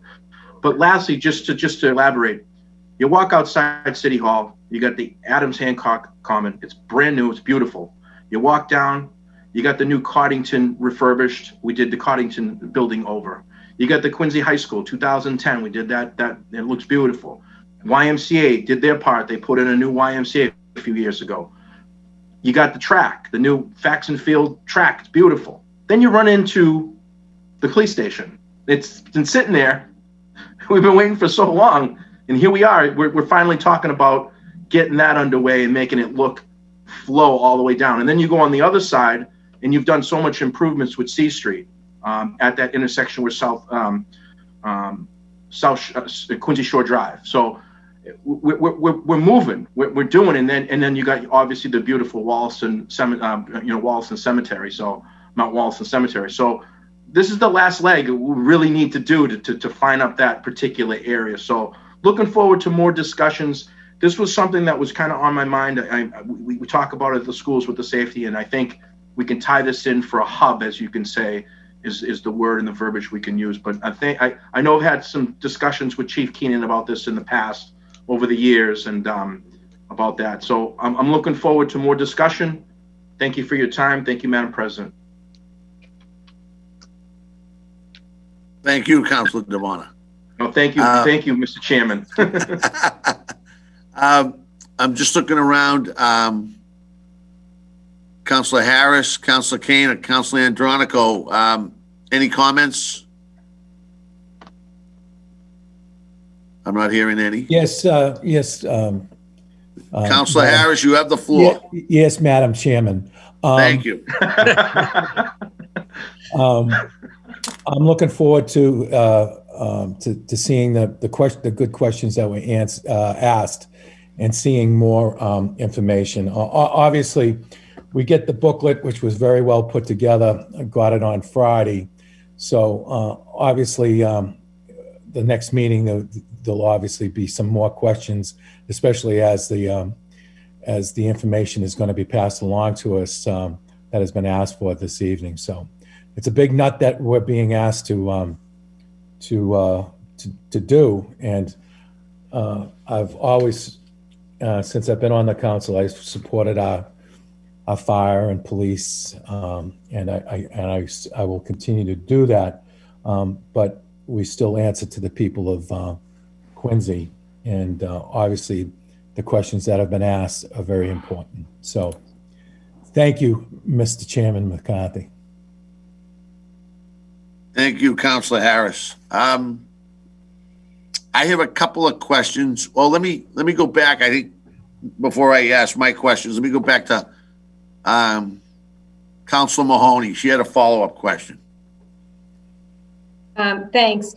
I just to follow up with I agree that we're in the flood zone area, and I realized that I understood everything that you were saying. So we're going to build up the road. And did we have a problem too in the permitting though with the designated port area? I was just curious to know if that came into play too, because I know that area is kind of a funky area, even though I don't know how it could be a designated port area. I was just curious about that as well. We did not have a problem. Going through the zoning and planning, the designated port area is actually not on the public safety complex side of the street. It's on the opposite side of the street. Okay. So this project we're talking tonight is outside of the designated port area. Well, that's good. So just because flooding is definitely something that I'm sensitive to. So when we're offsetting I absolutely understand what Councilor Fanlon was speaking of in regards to, I certainly don't want to cut corners where we're going to be able to prevent any flooding from happening. That's certainly not what I'm looking for. When I say value engineering, I'm saying and I want to be able to have all the things we want in the building, but are there certain things that, in a priority list as to what's an absolute necessity and what's something that, that adds a lot of money that we may be able to do something different to be able to get a similar output. But when we talk about the flooding area and you talk about the engineering that you're doing, where do we offset the water to? I guess I just want to make sure I understand that, because, you know, sometimes in different areas when you can offset the water, because you have to offset the water to go someplace, is it going to impact anybody in the surrounding area? Is it going to impact any place else? So I will answer. We may activate Paul Jakes, but in this case, this section of the city is flooding subject to coastal storm flowage. So quite honestly, by raising Broad Street, we keep the flooding in the ocean. Okay. We don't push it into another neighborhood. Whereas if I think what you may be alluding to is floodplain that's inland. If you displace some water, you push it into your neighbor's yard. Well, I was also thinking, exactly, that's exactly what I'm talking about. I don't want to, certainly wouldn't want to see it go, you know, if Father Bill's is going to be building something, I wouldn't want to see it go into the new Father Bill's location, or if, you know, the DPW yard is a little bit further back, I wouldn't want to see it all of a sudden. Yeah, the Quincy Police Station is the new, I keep calling it the police station because that's what we're replacing, but the new public safety headquarters is protected because we're doing the right thing, but then all of a sudden, you know, our DPW yard is floating. So I just want to make sure we're, you know, as we're doing that, we're taking that into consideration too. You can be assured you have. When we originally introduced this, we'd used the word campus because we've designed all of the infrastructure features for Father Bill's, for Broad Street, for the public safety, and for DPW. So I realized you did. I just wanted to make sure we said that, Joe, because quite honestly, when we start talking about water, it's a high sensitivity in Quincy. I mean, I think, you know, as we talk about wanting to have all our vehicles to be electric, I think also as we look forward, Quincy's eventually going to be 100% in the flood zone, because it's just, it's inevitable with what's not, I don't want that to be the case, but it just seems like every time we talk about flood maps, it seems to grow. So I just wanted to clarify that too. So, and that it won't impact anybody, and it's certainly not going to impact any of the other parcels of things that we're trying to accomplish with this large project. Changing subjects from, you know, flooding, because that's not my, I have adverse, I appreciate the fact that you do that for a living. I have bad memories of flooding in Quincy growing up with it. But changing the subject back to the purchases, and I know we'll get that information from you. I was just wondering, I know that I had questions about the reverter on the VFW, and I believe that we were going to have that looked into by outside counsel. Whatever happened with the reverter for the outside counsel? I do not have the answer to that. I'll have to speak to the legal team. Maybe we could get a follow-up for that too, because it was actually very much said and stated in public that there was a reverter and they weren't sure what happened to it. And I know that there was a purchase price that was going along with that. So I'd like to have that in the package. Yeah, Counselor, I think Mr. Hines, I'll let Mr. Hines jump in. I think he has a few comments on the reverter. I absolutely do. I actually have personal knowledge on that one from my solicitor days when this project was in its infancy. The council and the city over the course of time deeded 4 separate parcels to the Bryant Post. The first, the most major parcel is the one that did have the reverter on it. In the 1950s. Within a year or 2 or 3 of that first conveyance that had the reverter, the city council voted to release the reverter. For what reasons, I don't know. They actually described it in the council order as having been put in place in error. 1950, they did that? It was within 2 or 3 years of the placement of the reverter. In my office at Town Hall, I do have the documents. Yeah. So the city council voted affirmatively to release it. Mm-hmm. If you could, I would refer to go back to the city council night that we actually approved the $32 million. I'm the tall gentleman, I can't remember his name, Mr. Matheson, I think that was his name. I actually had documentation for it and showed it to him, and he said that they were going to look up outside counsel to look at it because it still showed on the deed. So, you know, I appreciate the fact that you have it in council orders, but if it's on the deed, that's the deed itself is what it was questioning. And I'm just asking for it to go back and be looked at. And I can speak to that. The reverter is established in that original deed, and by a later filing, the council order was a separate document filed at the Registry of Deeds. So it's the council order that released it was filed at the Registry of Deeds, and that is what, by operation of law, released it. And I do have those documents. So Mrs. Mahoney, I'll make sure that we have reverter answers Yeah, I when we- appreciate that. When we meet at the next time, which is probably going to be before our April 5th meeting. Yeah, I appreciate that, Chairman McCarthy, because it's perfectly fine to say that that's all that was happened, but it's just, I'm looking for more than just hearsay, because it was it definitely said. So I appreciate that very much.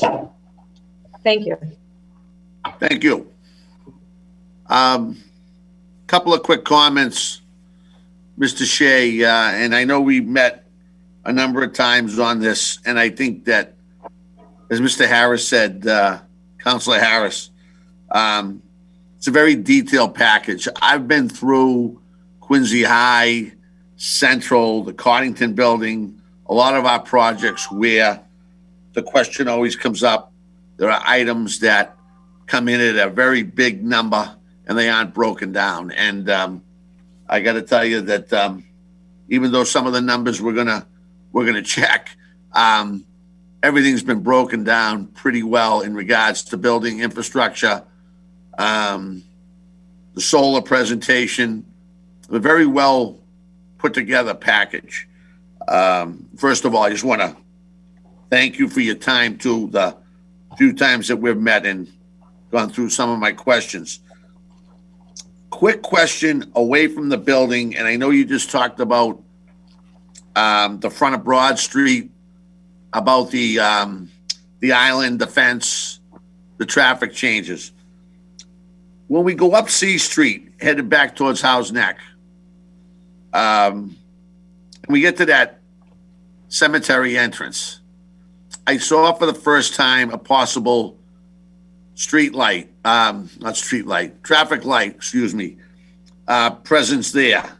And I know that the entrance is going to be modified a little bit. Can you get into that? I think it is. Could you get into that a little bit? I can. Yes, both the entrance to the DPW police station campus now and across the street, the entrance to Mount Wollaston Cemetery are both being modified as part of the infrastructure package. Those modifications on the Mount Wollaston side is going to be a narrowing of that very, very broad entranceway where you kind of sweep in and sweep out. You can actually get multiple vehicles in. Some people use it as a U-turn, which is very terrifying from time to time on C Street. But a narrowing of that entryway and an alignment with the new public safety complex entry, and the addition of a traffic light there with two poles, two mast arms, one on the public safety complex side, one on the cemetery side, that 90% of the time those lights will be green, but when the police need to lock it down or if there's a large funeral exiting, the city will have the ability to stop traffic at that mid C Street line for public safety and for cemeteries. As we know now, around 4 o'clock, Quincy Police sends an officer out there to help the site vacate. The traffic light could be used to assist that as well. There will be pedestrian crossings going along C Street on either side, but there will not be a pedestrian crossing at this intersection. We do not want pedestrians crossing at this location. It's purely for vehicles for public safety, egressing the site, and then upon occasion funerals. And thank you, Joe. And are we going to change the entire island where the fountain is? The fountains, is that going to? Because another thing that I always had looked at was to push it back a little bit to create that third lane coming out of Ward 1, where when you get to that island and you get to that infamous telephone pole, if somebody's over 2 inches to the right, you don't make it to the third lane and everything gets jammed up. So I didn't know if that was going to happen too with the island. We are changing the island because with the reconfiguration, that island will no longer be the center. Right. So we have to remove the island because that's not going to be the center of the entranceway. It's shifting further up C Street, just enough that we will be reconfiguring the island. And also, it won't be the big to be honest, the big sea of asphalt that it is now. There's a lot of pavement right there. We're going to tighten that up and find ways to make nice ornamental features on that side to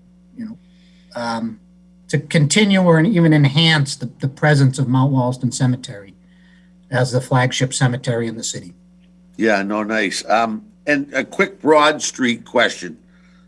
And I think you mentioned it to me before about elevating, but I think that's great. I know that I was very familiar with the main line that runs down Southern Artery and then takes a right or a left rather and it goes out Broad at the tie gate, and the issues that we've had over the years. So the upgrade and the build up should alleviate a few of the councilors' questions in regards to that flooding. It'll only get better. It'll help Fratelli's. Really going to help Father Bill's. I mean, their new building is spectacular. And, give it, update that infrastructure that's been really, it's a tough street. It really is. It's a tough It really street. isn't. We've met with Mr. Malone at Fratelli's to make sure that as we do the infrastructure changes, he's getting a little bit of enhancement to the way cars pull in front of his building. We've all done it to get our pastry as a little bit of no man's land in front of his building, and we're going to give him marked spaces for people to be able to pull into Fratelli's. So he won't be limited or he won't lose anything in this process. Right. And the We're big also adding pitch, sidewalks. the big pitch of Broad Street leaned towards Fratelli's in the other building.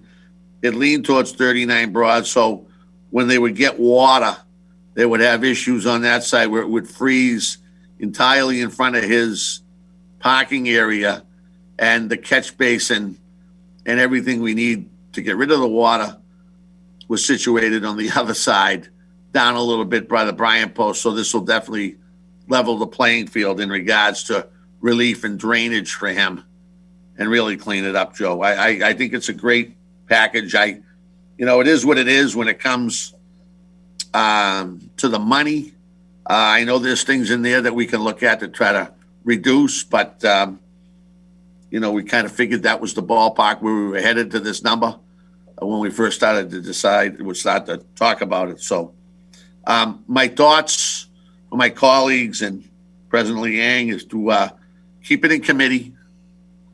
I've detailed the councilors' questions and topics to get to Mr. Shea to make sure, and I'm sure they took notes on everything, but I'll follow up. And then later on in the meeting, I'd like to try to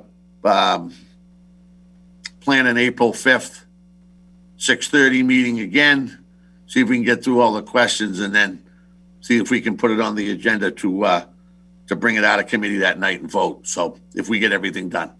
So does anybody else have any comments?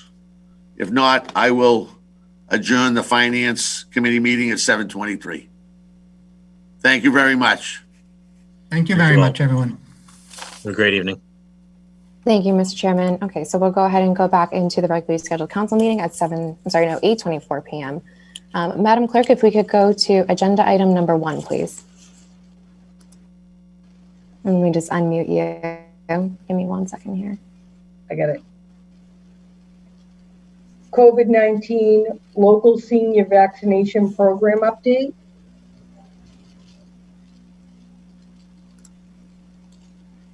Thank you. I see Mr. Walker here. I know he's going to provide an update, but Councilor Andronico had made this request. So, Councilor, I just want to recognize you first before we go over to Mr. Walker. Thank you, President Liang. Well, I thought this was timely. I've had plenty of conversations, just like all my colleagues have, with the administration regarding vaccination updates for our seniors here in Quincy. And I know some movement has happened regarding buildings as part of the Quincy Housing Authority. But over the last month or so, I've heard from a number of very, very concerned constituents over at 1000 Southern Artery regarding the mobile clinic. I know that they had received a waiver with the intent to get a vaccination at the beginning of February. And due to some items that are out of city control, that process had been delayed. However, I thought this would serve as an opportunity to update the public on the progress we've made and hopefully share some good news about efforts that are coming up as well. So with that, I think I'd like to pass it over to Mr. Walker for an update. Thank you, Councilor, and thank you, Madam President, and thank you, Councilor, for the discussions we've had and for you requesting this update this evening. In the city, for your information, we have about 3,000 total units of what would be considered affordable senior housing. About 1,000 of those are operated by the Quincy Housing Authority, and the rest by various private operators. Based upon Councilor Andronico's question, I'm very happy to report that all of the facilities in the city have now either had vaccination clinics or have them scheduled, and that includes 1,000 Southern Artery. I'll get into a little bit more detail about the issue that occurred there, but can say with finality that there is a vaccination clinic for the residents of 1,000 Southern Artery scheduled for this coming Thursday and this coming Friday. When it comes to the Quincy Housing Authority, I'll also defer to Council President Liang on some of the details, other than to say that the Housing Authority, led by Director Marathis, did an absolutely extraordinary job over the last couple of weeks putting together a clinic for all its residents in partnership with Stop and Shop pharmacies. And that included a real extensive team effort. As I mentioned, President Liang was intimately involved in helping that operation. Norfolk County Sheriff Pat McDermott dedicated some resources. Asian Community Development Corporation in Boston Chinatown Neighborhood Center also committed resources. And we, from the city's perspective, we had firefighters working the clinics, as well as picking up some of the costs related to translation services. A lot of the private buildings some went totally on their own and dealt directly with the pharmacies, and there was not a lot of city involvement other than to say, if you're here, if you need us, we're here. A few of the private buildings were intimately involved with the city, and those are the ones that include 1,000 Southern Artery and 125 Granite and the associated buildings owned by that same company. Through a partnership between Brewster Ambulance, the Professional Firefighters of Massachusetts, and through them, our local firefighters, and a medical logistics company by the name of Masscon, a pilot program was created to get into some of these buildings with a mobile clinic in a very fast, efficient, and effective way. We launched, in partnership with this private entity, this program at 125 Granite, as I mentioned, in a number of the associated buildings. In one day at that facility, they were able to do 600 shots. From that point on, it sort of got bogged down in some of those supply issues that, between the middle of February and the beginning of this month, that all of us were reading a little bit about and talking about in detail. Initial reach out had been made to the corporate folks at 1,000 Southern Artery. There had been some progress. There was anticipation that a clinic would have been scheduled in the immediate term based upon those initial conversations. But unfortunately, the supply chain got in the way. It became a little bit frustrating to the folks in those buildings and their family members, because they were noticed that the vaccine was coming. So through a lot of hard work by the folks at Brewster, the PFFM, and their teams, they were able to resolve those supply issues. That issue has been rectified. And again, those buildings, there will be vaccination clinics this coming weekend.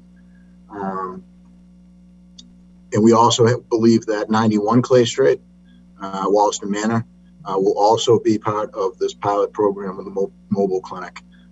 Some of the other buildings in the city, as I mentioned, they went straight to the pharmacy operation that's being run in partnership with the federal government, and there has not been substantial city involvement, but these particular ones relative to the Brewster Ambulance and Firefighter program, the city was involved with.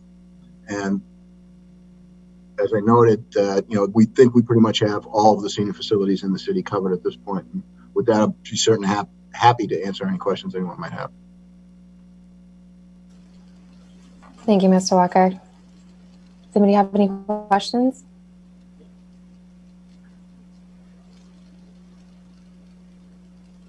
No? Okay. Councilor Andronico? Thank you, President Liang, and thank you to you, Mr. Walker. I just wanted to get this update out there because a lot of times folks are just a little bit on edge and nervous about when they're going to get their shot, and I thought that this would provide an opportunity just for folks to better understand where we've been, where we are, and where we're headed as well. And I appreciate the work that you and your team have put in over the past month advocating for our seniors to get the shot as well. Absolutely. Thank you. Any other questions for Mr. Walker before we move on? Councilor Mahoney. It's not a question. I'm sorry I'm late. I had to step away for a second. I wanted to thank Councilor Andronico for bringing this forward, and also to thank Manet. I know we did this for seniors, and I know this is again an opportunity to thank everybody in Quincy that's doing all the hard work to make sure their senior houses are getting vaccinated. But also, I just want to make sure that we're thanking Manet as well. And I know that Norfolk County DA Morrissey was there the day I took my mom to get her vaccination, and it was seamless the way you were able to do it. And I have not really been able to go out and witness some of the senior houses that have been doing it. It's just my family has taken priority for the last couple of weeks. But I just want to thank everybody because it's really important that people know that they have access, and that we here in Quincy are trying to provide as much as we can to make sure people are able to get this vaccination. So I just want to thank everybody involved. So thank you. Thank you so much. Any other questions for Mr. Walker? No? Okay. Thank you, Councilor Andronico. I do want to just jump in here before we move on to the next item to say that the clinic that was put on the last 2 weeks for Quincy Housing Authority, it was led by Judy Morris and Jean Marie over there, and again, by a number of other community folks that we'll take the opportunity to honor later on as well. But just a quick update, we were able to vaccinate over 1,000 seniors the last 2 weeks. So huge congratulations and kudos to everybody in the city for this effort. Mr. Walker, thank you for the update. Madam Clerk, next item on the agenda, please. 2021-029, an appropriation for $23 million for the Quincy College land acquisition and initial design services. Motion to move into the Finance Committee. Okay, motion to move to Finance. Do I have a second? Seconded by Councilor Mahoney. Any questions or comments on this? Councilor Mahoney. It's fine. I'd like to also make sure it goes into oversight as well. So if we could have it go into oversight as well as finance. Okay, so a motion to move to Finance and Oversight. And then Councilor Mahoney, are you going to second that as well? Yeah, I am. And then I just would like to also make a comment on it because I'm not going to be approving this, and I'm actually going to ask my councilors to consider this. So this is an appropriation for $23 million for Quincy College land acquisition and initial design services. And one of the problems that I have with this is that we really haven't had a presentation from the administration in regards to Quincy College. And I did have a resolve that asked for that. And the reason why I'm bringing this up is that the way this is written, $23 million for Quincy College land acquisition. Quincy College has been in 2013 and is pretty much operating on its own and with no cost supposedly to the city of Quincy. And starting in 2020, when they were not able to pay their health care for $2.5 million, that was the start of kind of a slippery slope we've been going on with Quincy College. And without that presentation, I think we should be very cautious as a council to be putting anything into finance when it comes to strictly for $23 million for Quincy College. And, I would like to send this back to the administration and ask, because I believe the building itself that they were purchasing, the Monroe Building for, was supposed to be for the administration as well as Quincy College. So I'm not sure why this appropriation is going to be set as a Quincy College land acquisition, because that's the first thing that's concerning to me. But secondly, one of the things that we should be really understanding is, what is the finances of Quincy College? What are the plans for Quincy College? And how do we get to a point where Quincy College truly is zero impact to the taxpayers of the city of Quincy? And without having some insight into that, I really think we should really tread lightly before we start spending any money. Or putting any money in finance for a full discussion for that. So with that, I really would ask people to consider that when we're putting this into, so we put things into committee I just want people to take that into consideration, that the way that this is this appropriation is written, it's written in saying it's Quincy College land acquisition and initial design services. So, what we should really know is that the administration should be able to provide us with a 5-year financial plan and how the college has been working, how we got to this point, because it was prior to COVID that they were having financial problems. And then, what the plan is to be able to really, if this is the direction we're going to go in, how do we make this right? So this is a large investment, and we have to make sure that we understand the things that are happening. And it's not good enough just to say we have to do it. We have to understand the implications of all those things. So that's my concern. And I ask all my fellow colleagues to think about that, because that's $23 million that your taxpayers that you represent are going to be forking the bill for. So before we do that, and Quincy College is very important. Don't get me wrong about that. However, we have to have a financial understanding as to what we're talking about here. Thank you. Thank you. So we'll be moving this to Finance and Oversight. Any other questions or comments? Okay, all those in favor? Aye. No. No. Any opposed? No. No. Okay. Madam Clerk, could you take a roll call, please, to move this to Finance and Oversight? Yes. Oh, sorry. Counselor Andronico, Yes. Counselor DeBona, Yes. Counselor Harris, Counselor Mahoney, No. Counselor McCarthy, Yes. Counselor Palmucci, No. Counselor Phelan, Yes. President Liang. Yes. Madam Clerk, I'm sorry, I didn't hear my name called. Put me down as yes, please. Counselor Kane, I apologize. I have the wrong vote sheet. That's My okay. apology. Thanks. Thank you. 6 members. Okay, so the item will be moved to both Finance and Oversight Committee. Madam Clerk, next item on the agenda, please. Next item on the agenda is 2021-030 land order taken for 1177 and 1227 Hancock Street. Motion to move to finance? Okay, I have a motion to move to Finance. Do we have a second? Seconded by Councilor Phelan. Any questions or comments on this item? Councilor Mahoney and then Councilor Palmucci. Again, it's the same thing. We're making an order of a taking for a building that's being identified for Quincy College, and without understanding as to the cost implications to the taxpayers and from the expenses of Quincy College. I think it's just, it needs to be on the record that this is it's the wrong, we are moving too fast, too quickly when we don't have an understanding of what the picture is at Quincy College, other than we know they're not paying their bills. Thank you. Thank you. Councilor Palmucci? Thank you. Yeah, I just, similar to what Councilor Mahoney had said, I'm concerned about the level of spending, especially given some of the mayor's comments recently. February 25th, I read the Quincy Sun, and the mayor said, we don't know, quote, we don't know what's going on with the economy yet. We took a big hit this past year in revenue, end quote. And then he says, quote, the timing fiscally isn't very good right now. So we're talking about, between what's come in tonight, we're talking about $250 million in borrowing. So I just think, I think we need to pump the brakes a little bit here, assess what's going on in the pandemic, and then we can talk about spending money. By my count, we still have some projects outstanding, including the animal shelter, which has not been fully funded, which this body committed to funding at a full amount. We gave them half the amount they requested. We said, come back with some new plans, and we would fund the rest. And that hasn't come back yet. So I feel like we're still on the hook for some money. And it's just a lot of spending coming through. So for that reason, I'll be voting against this as well. Thank you. Thank you, Councilor. Okay, so there is a motion to move this to Finance Committee with the second by Councilor Phelan. Any other questions or comments before we move on? Councilor Mahoney. Can I just make one other comment? I think this is something that's that needs to be stated to. We're quick to say yes to a lot of money that we're spending on. In 2018, we bonded $70 million. In 2019, we bonded $86 million.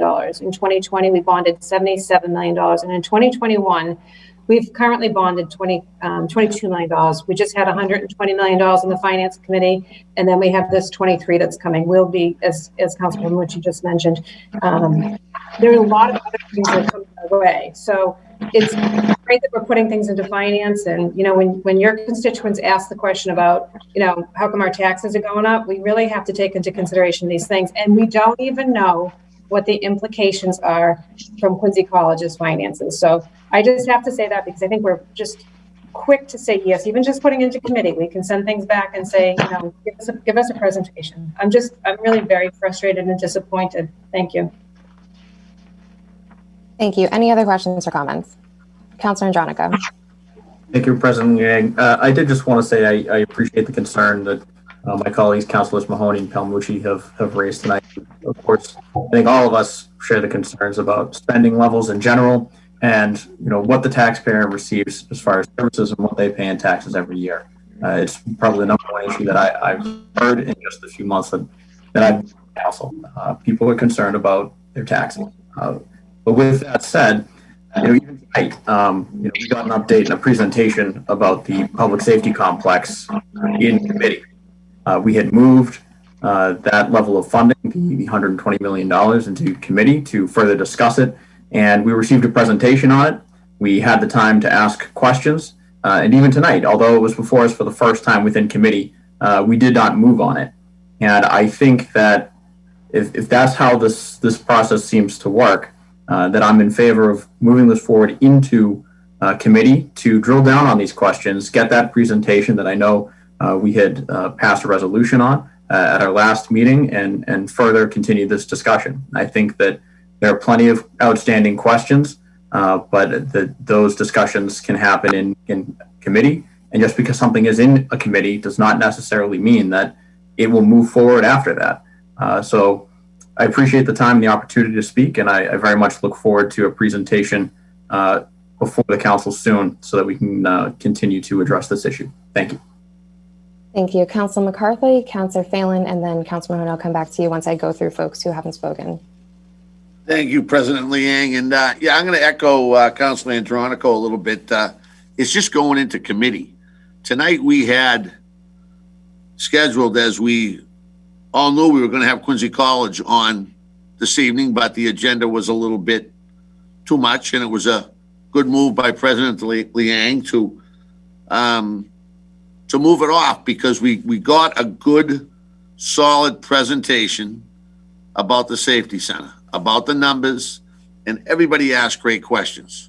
So I'm all for putting it into committee, getting it set, possibly getting a resolution or getting Quincy College back in front of us as soon as possible, and talk about these things. But I can't just cut them off and not put them in to a committee to have a discussion on it. Nothing's approved. We want to hear the plan about the takings. We want to hear the plan that the mayor has and Dr. DeCristofaro of Quincy College. And we know it's going to be all positive things. And we know we had a couple of tough years, but we can't just stop and not do anything. We can look at it, but this movement into committee doesn't really do anything. It sounds like, we put it into committee and it's a done deal. That's why it goes into committee, so we can beat it up a little bit. So, I'd love to see Quincy College succeed, and we got to help them. And we got to look at it. So this is a first step, and we can go back and have a big presentation, and people can try to pick them apart if they want to, or they can be positive about it. So I'll be supporting all the Quincy College moves, and I'll have my questions, but I'm not just going to say no right off the bat to something like this when it hinges on something that's very important to education and the kids in Quincy and the surrounding community. So thank you. Thank you, Councilor. Councilor Phelan. Thank you, Madam President. I'm going to basically support to put this in committee, because I just feel it's crazy not to put something in committee and have a discussion on it. They want facts out, and I'm all for that. Let's get a presentation on Quincy College. Let's get all that. Whether we like it or not, it is a city department. You might, years ago, I got to be honest with you, I voted to have it go a separate way back in the mid 90s, but that didn't happen. It is a city department. It's something we have to deal with. The mayor's bringing it in. You can disagree with it, vote against it. I'm looking forward to the presentation, but to not even give it a hearing, I don't think is right. And I'm going to vote to put this in committee. I'm not going to vote like the next meeting to take it out and pass it or anything. I want to see, there's a lot of good questions that other councilors have brought up, Palmucci and Mahoney, and I want to see those questions answered. But I think you've got to give it a hearing, and you got to put it out, and that's what we do on the city council. So I'm going to vote for this to just to be placed in committee. I'm not saying whether I'm for it or against it. I first want to see all the evidence about it. So thank you, Madam Chair. Thank you, Councilor. Councilor Mahoney. So I just want to go back. So the reason why I didn't want to put it into committee, I just want to clarify one thing. It's the conversation of Quincy College is one thing, but the appropriation is saying that we're actually buying the land for Quincy College. And you can say it's a department if you want to, but in 2013, there was a separation. And at that time, basically we were saying that we would be taking care of their pensions and their health care, which they would be reimbursing to us. And it's not a department to which that we can have oversight onto. So, it's definitely a quid pro quo. When it worked in the favor, we could say at that time in 2013, this administration was basically saying there's no cost and it's not causing any problems to the taxpayers of the city of Quincy. And that is actually stated on November 14th, 2013, and the city-owned college seeks greater autonomy.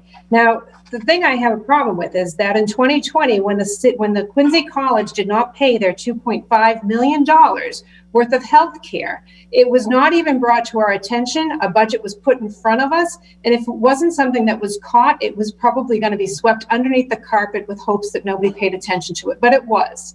And at that time, we did ask for a presentation from Quincy College. And we were told, that they work separately and it's not really underneath our purview to ask those questions because it's not something the city council reviews, that they have a board of governors and that the board of governors reviews that.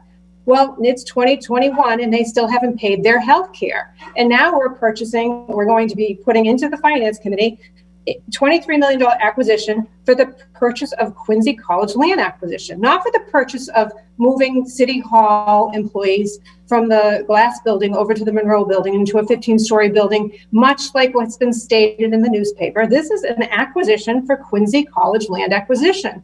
And now it's convenient. It's a department of the city of Quincy right now, a department of the city of Quincy that we have no overview or insight into.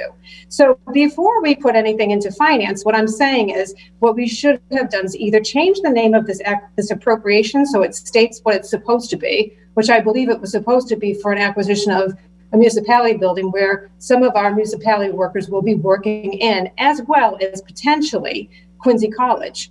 Not an acquisition strictly for Quincy College, now quasi-department of the city of Quincy that we don't have any purview or being able to see anything. Is the next thing we're going to have is, Eastern Nazarene needs a building, we'll be buying Eastern Nazarene a building. I'm just confused as to what we're doing here in the city council. So I have no problem with things going into committees. What I have a problem with is the fact that now it's a department, but we've never actually had a presentation. And when the first thing was the $2.5 million, and that was over a year ago, coming up on 2 years. We asked for that information and they said we would come back to it. They never did, but they came back with a $23 million appropriation for buying land for Quincy College, not for the city of Quincy employees, but for the Quincy College. That's the reason why I wanted to go back. They could change the name of the appropriation. I just don't think we should be buying land for Quincy College if that's what it's specifically for. I think that's the wrong title for that. It should be for a Quincy municipality building. I'm not sure. But to state that it's for Quincy College, I think it's just inappropriate for that to be there. I wanted to state that because I have no problems with things going into committee. I do think oftentimes the outcome is done before it gets there. But I'm concerned about this one in particular because we have no idea of what's happening at Quincy College. I want it to succeed, but there's some problems there, and they, as far as I know, they haven't paid their health care, and I know that some of it is tied up in the pension as well. So we should know all those things before we invest any money, and I'm sure we'll get to those answers, but the administration should have brought it to us well before they put an appropriation for a building in front of us. Thank you. Thank you. Councilor Palmucci. Councilor Palmucci? Thank you. Yeah, just very briefly, as it relates to that, what do you call it? My objection to that too was the language specifically. I didn't even realize it until Council Mahoney raised it in her comments about the approval being for a new Quincy College building and all costs related there too. The college is a pseudo department of the city with separate governance that the city council has no oversight over. I support finding and or building the college a permanent home. I support that. If the college is sustainable, I support that without a doubt. I think we absolutely have to do that. We owe it to the kids and the adults, the students who use that very important resource. We're lucky to have it in our community. However, in my opinion, that must be in a city-owned building in which the college rents, not a building that the city purchases for the college. That's a whole separate thing. That's what happened with the hospital. When we separated from the hospital kept their building, and then look at what happened to that. That's an asset that the city did not get fully compensated for. So when I vote to send something back to the administration, or when I vote to not put something in committee, that's my attempt at trying to send it back to the administration so they rework the language or they wait before they introduce it to the council. So it has nothing to do with the merits of the actual plans. It has nothing to, I know that we'll get into it in committee. It's more or less telling the administration, one, you're sending too much at us at this point, or two, I don't like the language of this. You need to go back to the drawing board, and then I'll vote to put it in committee. So that's the basis of my two votes. So thank you. Thank you, Councilor. Any other questions or comments?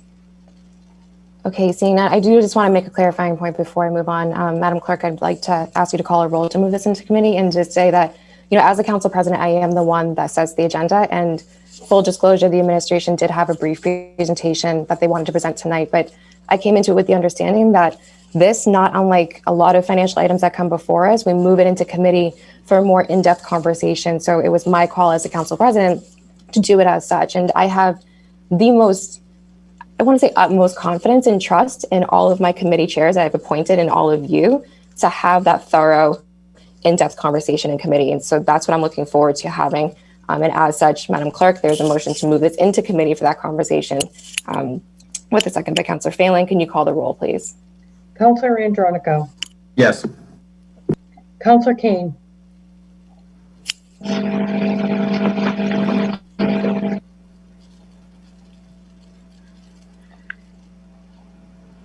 Councilor DeBona. Yes. Councilor Harris. Councilor Mahoney. No. Councilor McCarthy. Yes. Councilor Palmucci. No. Councilor Phelan. Yes. President Liang. Yes. 6 members. Okay, so the item will move to committee. Next, we have the approval of the previous meeting minutes from March 1st, 2021. Do I have a motion to approve? Motion to approve. Motion to approve by Councilor McCarthy, seconded by Councilor Phelan. Any questions or comments on the meeting minutes? Seeing none, all those in favor? Aye. Any opposed? Okay, the meeting minutes pass. Communications and reports from the mayor, other city officers, and city boards. Okay, seeing none. Unfinished business and proceeding meeting. Madam Clerk?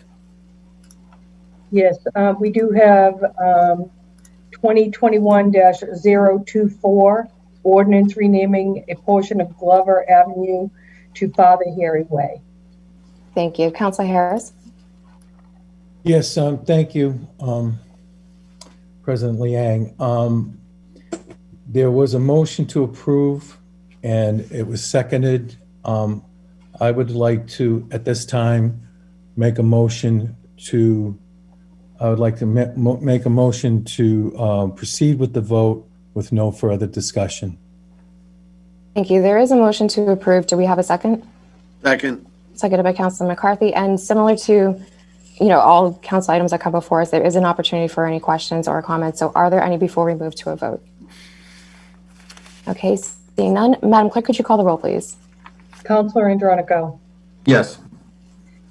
Counselor Kane, Yes. Counselor DeBona, Yes. Counselor Harris, Yes. Counselor Mahoney, No. Counselor McCarthy, Yes. Counselor Palmucci, Yes. Counselor Phelan, Yes. President Liang, Yes. 8 members. Okay, the item passes.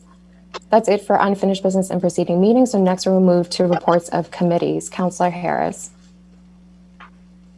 Thank you. There was a public hearing this evening on order 2021-27, granted of location, Mass Electric, 210 Adams Street. Positive recommendation from the Public Works Committee. Motion to approve.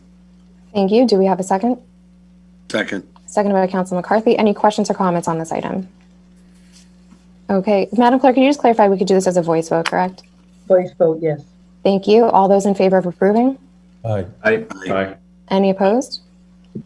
Okay, item passes. Also, there was a public hearing for 2021-28 Verizon New England, 480 Center Street. Positive recommendation from the Public Works Committee. Motion for approval. Thank you. Do we have a second? Second. Seconded by Councilor McCarthy. Any questions or comments on this item? Okay, all those in favor? Aye. Any opposed? Madam President, this is, Sure, just go ahead. I have 2020-182.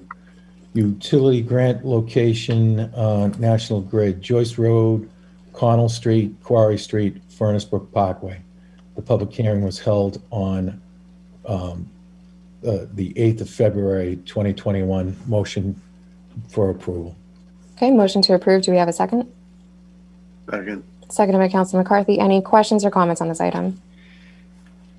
Okay, seeing none. All those in favor? Aye. Aye. Any opposed? Okay, item passes. Any others, Councilor Harris? That's it. Thank you. Thank you. Councilor Mahoney. Thank you very much. And I apologize. I thought I'd be taking these things out of ordinance much earlier, but I unfortunately was not able to. And I think I can do them in a group. So I'm talking about the ordinance in regards to the, it's ordinance 2020-125. I'm going to be moving out for positive recommendation, and there's a group of them. It's 2020. Actually, can I ask Jen Manning, do I have to do them separately or can I do them together? I can do them together or separately?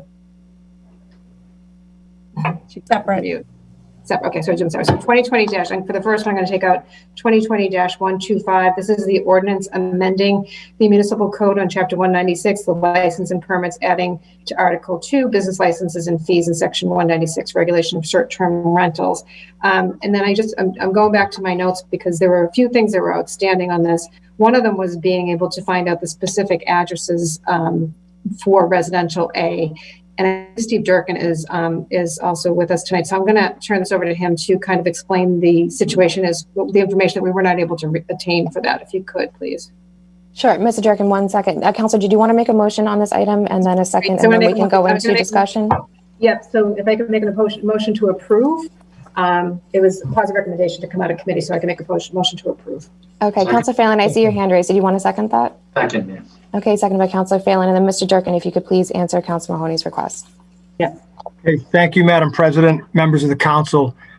The council had some concern out how pervasive the short-term rental situation was throughout Quincy.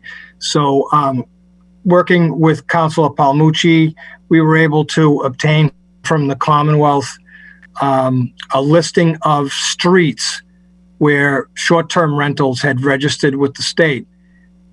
We followed up with that to try to find out the number on the street, the actual full address on each street.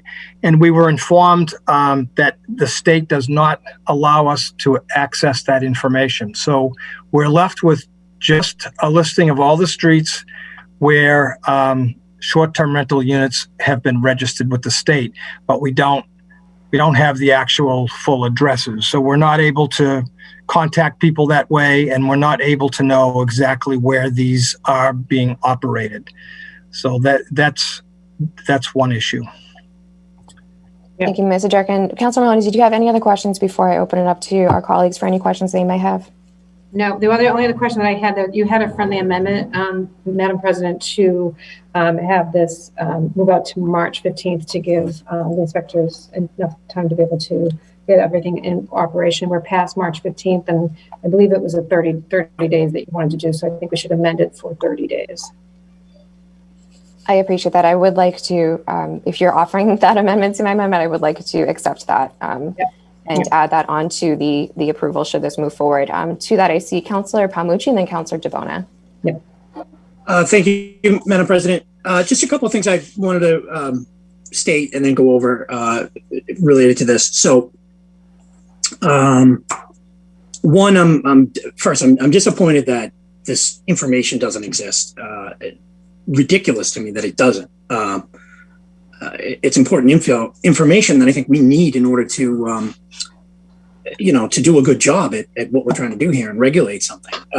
However, I'm completely satisfied that the information is not available. I think it's crazy, but it's not as if I think someone, is asleep at the switch here. I know Mr. Durkin and myself both attempted diligently to try and get this information from various resources. So I get it. The information is not available. I still have the same concern about, taking away people's income in a pandemic. I have concerns too about how this even becomes enforceable. Like, how do we even notify people who are running Airbnbs that now there's this rule? Because we don't even know who they are. Some are registered, but the ones that aren't. But I guess that's an executive function. The only other thing that I would suggest, or the only other thing I want to point out is I had asked Jen, Ms. Manning, to send over the red line version of the ordinance.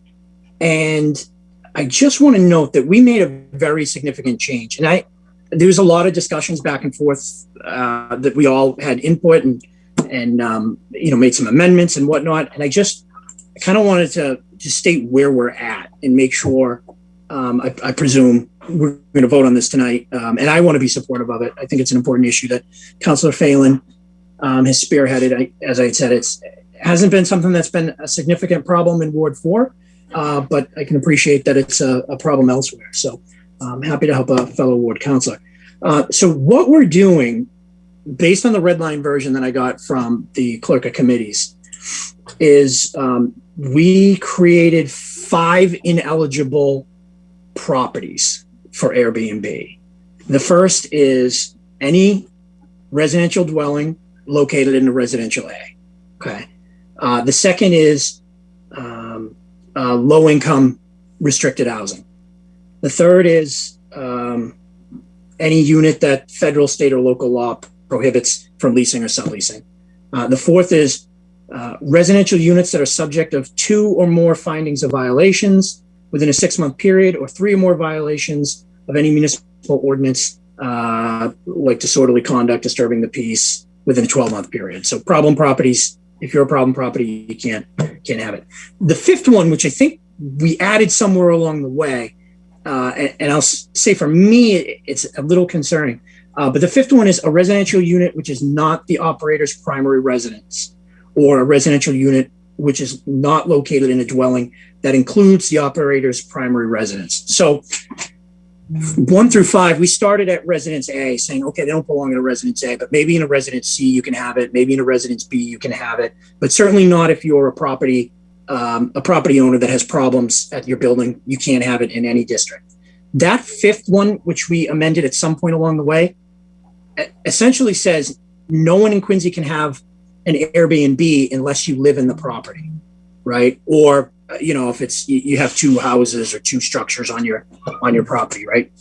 That I'm far more concerned with that, especially given the fact that we don't know how many of these are in the city. We don't know how many people perhaps make a living, their full living off of this. I could see a situation where somebody lives in a condo, and they own the condo across the hall and they rent it out for Airbnb. Never been a problem, right? They're not in a residential A, so they would otherwise comply, but because they don't live in that unit, they wouldn't be able to rent it out on Airbnb. And I guess I ask my colleagues, is that on our first instance of regulating Airbnb, is that where we want to draw the line? I personally don't. I would rather, let's leave it at residential A. Let's take out the fifth exclusion, which is it's a residential unit where the owner doesn't live. Take that out for now. Let's see how this goes for 6 months or a year. And if it doesn't solve the problems that some of the ward counselors and some of the folks in the neighborhoods are having, then maybe we add that in there. But I would much rather, knowing that we haven't been able to communicate with the folks who are most impacted by this, the Airbnb proprietors, if you will, knowing that we haven't been able to invite them here to talk to us, and we haven't been able to look on a map and see where they're located and which properties may be a problem, I suggest taking a more incremental step. So I'm not going to make an amendment at this point to change it. I would like to, but I'm not going to do it if other folks don't feel the same way. I think everything else, as I went through it, all the other amendments were really good. The 30-day notice, I think, is very important. Regardless of date, I think it should be, and I think that's what you said, was 30 days from the date of enactment. I think it's a fine ordinance. I think Councilor Phelan, all of our names are on it, but Councilor Phelan did the work. He drafted it. He did the heavy lifting on this. So I want to thank him for his efforts. But yeah, I think we should think about more, think a little bit more about how aggressive we're going after the Airbnbs in the community. So with that, I'll turn it over to my colleagues. Thank you, Councilor. I have Councilor DeBona next, and then Councilor Harris. Councilor DeBona?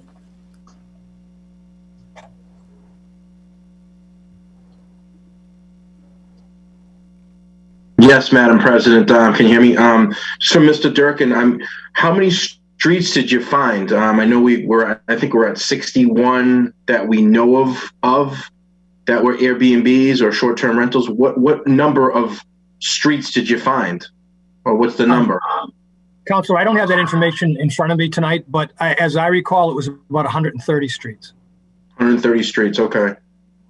And how many were registered? Those are the 130s?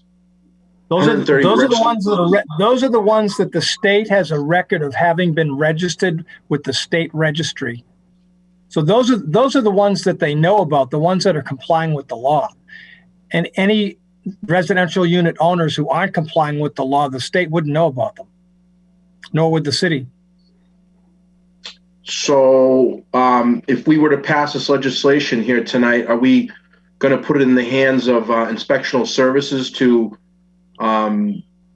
if it's not regulated or it's not under some type of guideline, that we can go in and say and kind of say, are you under these guidelines that we now have as new ordinance changes?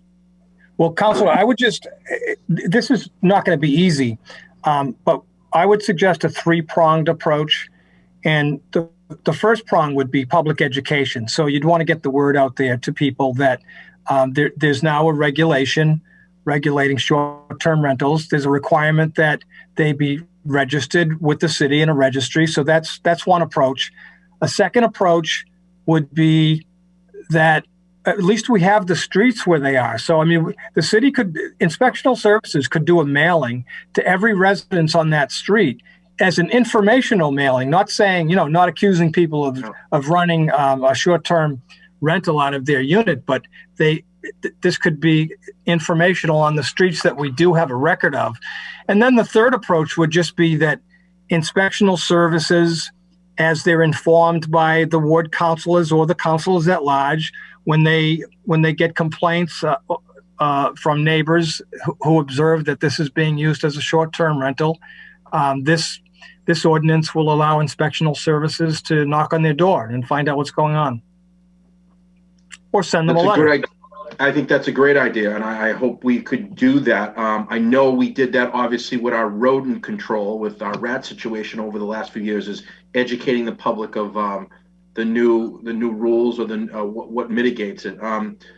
This kind of takes me back to when we dealt with the sober homes, and we actually had some folks from MASH come in and have actually presentation. We had a past legislator came in, and she spoke a lot about it, but I would have to agree with you, Mr. Durkin. We didn't have any real oversight input from some of these short-term rental people. So, I mean, I want to move forward with it, obviously, tonight. I think I'd rather do the other way than Council Palmucci. I'd rather put this into an ordinance, put it into rules and regulations, and then if we have to change any legislation is to go in and do it as we go. But my personal viewpoint of it, I've had bad experiences with it. I can name two that I can think of right now. The two families that have they don't really have a lot of say or oversight on the parking situation outside their house, right outside their houses, and any type of oversight of it, basically. So they're constantly, don't know who's going to be over there, and they have to call the police if there's any problems. So, and there's been problems twice, issues like that, where they had to call the Quincy police to take care of some of the situations. So, I hope we can get a vote tonight. I think you're taking this out, Councilor Mahoney, but I'd like to vote on it tonight. Get it into existence, get it into on paper, and move. So, thank you. Thank you, Councilor DeBona. I have Councilor Harris, then Councilor Phelan. Councilor Harris? Thank you, Madam President, and I want to thank Councilor Phelan and again Mr. Durkin. Just this week, two more Airbnbs have arisen, and what was mentioned was the opportunity of the ward councilors, and it's the ward councilors and the at-large councilors that get notified by the folks. Now, we have one lock solid, brand new, that I got a call on, and I knew it was going to come. I remember fighting the building being knocked down and built up on Bayside Road, which overlooks the water down by Orchard Beach, and I fought pretty hard. In fact, to the point where I was even being accused of being a racist, and on how hard I was fighting against it. And I knew I was right, that the person was not telling me the truth, that the rebuilding of this very, very large house, which affected other houses behind it in Res A, was going to not house the parents of the person mentioned. I got an email with the advertisement, and I believe it's $5,000 a week, if you can imagine, waterfront for the weeks during the summer, which, as the person, resident, one of my constituents called me and said, well, why don't I do this too? Why don't we all start doing it?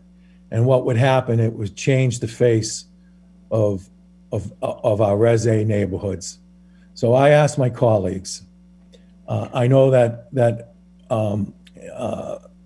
I asked my colleagues, I know that this is very important, all five segments of it, if we have to come back and readdress it, whatever way we have to. But before we are going into the summertime where this could blow out of proportion in certain parts, as we've seen all these houses, especially along our waterfronts, that paid top dollar, and with the intentions of doing this. This ordinance is vital, I know, to my ward, and I would appreciate everyone on this council's support. And thank you very much. Thank you, Councilor. Councilor Phelan, and then Councilor McCarthy. Councilor Phelan? Thank you, Madam President. Just to say a couple of points here. I somewhat agree a little bit with Council Palmucci's amendment, but I'm also then I go back to two of my really main instances where almost 100 people were arrested and moved off the street. Both happened on West Elm, and both were owner not occupied residents. They were one was along the beach, one was down by Eastern Nazarene, and both of them were not very good for being in the middle of a pandemic to happen. Kids renting them and using them as a place where they could have a party, which wasn't safe. So I would like to see us go. I think one of the problems, we've said it, we don't know where these places are. It's the only part of the real estate, whether it's that we usually know everything about a house. I mean, granted, what goes on in there is a person's house, but we tax the houses, we do all this. We know pretty much what's going on in our neighborhoods. And one of the things as a city we do not know is what's out there. And a lot of the problems we've had have been non-owner occupied houses. I got one down, I can go down in the ABC streets. They have 3 Airbnb apartments, and their cars are parked all over the place. Neighbors have talked to the people. I've had the building inspector now. They can't get them to move, and they do what they, the building inspector then comes back to me and says, I can't do anything because it's an Airbnb. And we don't even know if they really are an Airbnb, if they've registered with the state or anything. So they could be, it seems to be a convenient excuse that people are using just to keep these up. And people are going into these homes, they're buying them when a family would probably come in and buy that house, outbidding that family because they're going to use it as a rental income. And that's something that a Residence A was never met. I realize that Residence B, Residence C, that was a good analogy by Council Palmucci, but I think we got to try to put it in the way it is. And I kind of struggle with it a little, but then I remind myself that all the ones I've had problems with have been in Residence B and have been Residence A. And have been all the owner was not there. So trying to chase him down, we hit him with the building inspector was able to go down, hit him with a lot of other violations, but it just didn't work. So I think it's gone beyond that in our neighborhoods. And if we want to have our neighborhoods, we've got to stand up and do something now. And so I'm gonna toy with this. Council Palmucci brought up some great points, but then I remind myself we're the ones that have the problems with have been, and they've all been non-owner occupied. So I know some of the other cities have done it where they make them owner occupied. I think we got to at least try to put this in and see what comes out of it. I know people are going to be angry. I've already taken a couple of calls, and I'm more than ready to take the calls because the opposite effects that I see are much worse. So thank you, Madam President. Thank you, Council. And I just want to acknowledge that Council McCarthy said that you're all set. So I'll move on to Council Palmucci. Thank you. Thank you, Councilor Phelan. You raised another point too about affordability and people raising the, outbidding a single family looking to buy a starter home, raise their family in Quincy, being outbid by someone who's a speculator who lives out of city, out of town, to rent it out. That's a well-documented side effect of Airbnb. I think Boston, that's one of the primary reasons why Boston cracked down and made their rules the way they are. So, I think that's an important consideration as well. For me, I can't vote. I'm fully supportive of the intent here. I can't support it with the non-owner occupied provision. And I'm not going to make the amendment. It doesn't seem like folks are really interested in changing it. I would just say these couple of last points on it. First, the examples that were cited, and I don't mean to,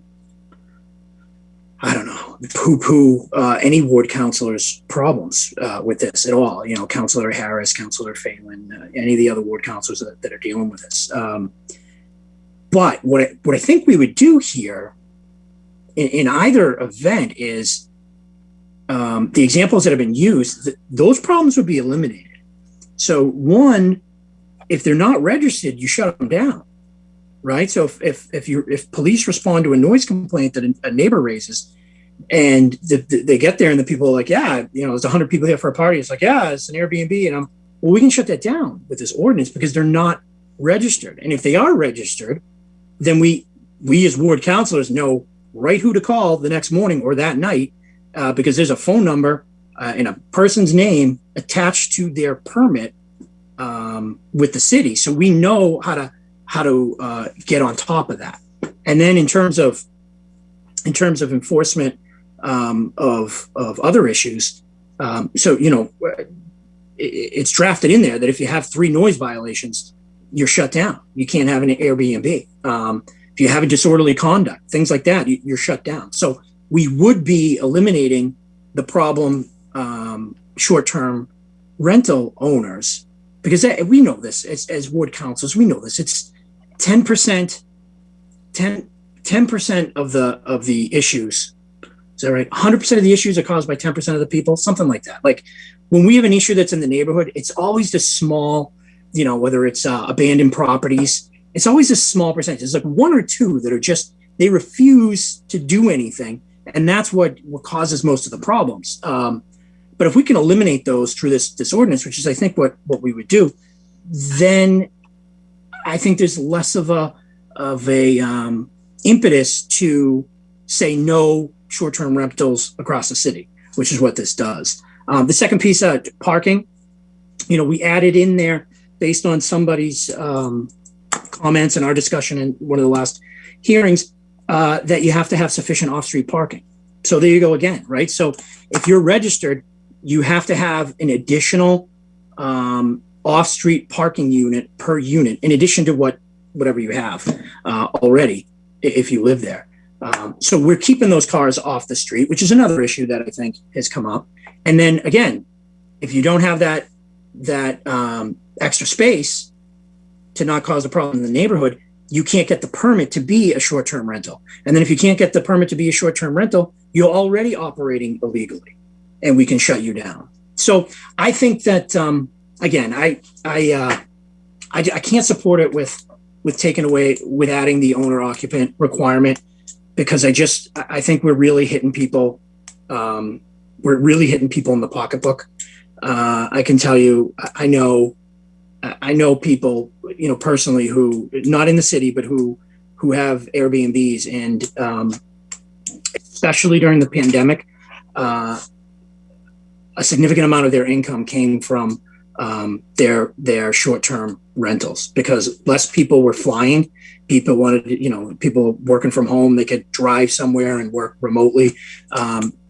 And there was more Airbnb and short-term rental usage, and people's incomes fell and Airbnb income rose. So I just think it's just a real hard time for me to justify carte blanche to saying essentially no short-term rentals unless you're an owner-occupied house. So I just can't do it. And I'm torn, because I want to support the ordinance, because I support 99.9% of it and what it's trying to do, but I just don't think, I think you can incrementally add to something, but you can't incrementally take it away, right? So what I heard from a couple of counselors was pass it the way it is, and then if it becomes a problem, we'll go back and we'll amend it. But if we pass it the way it is, we make it illegal.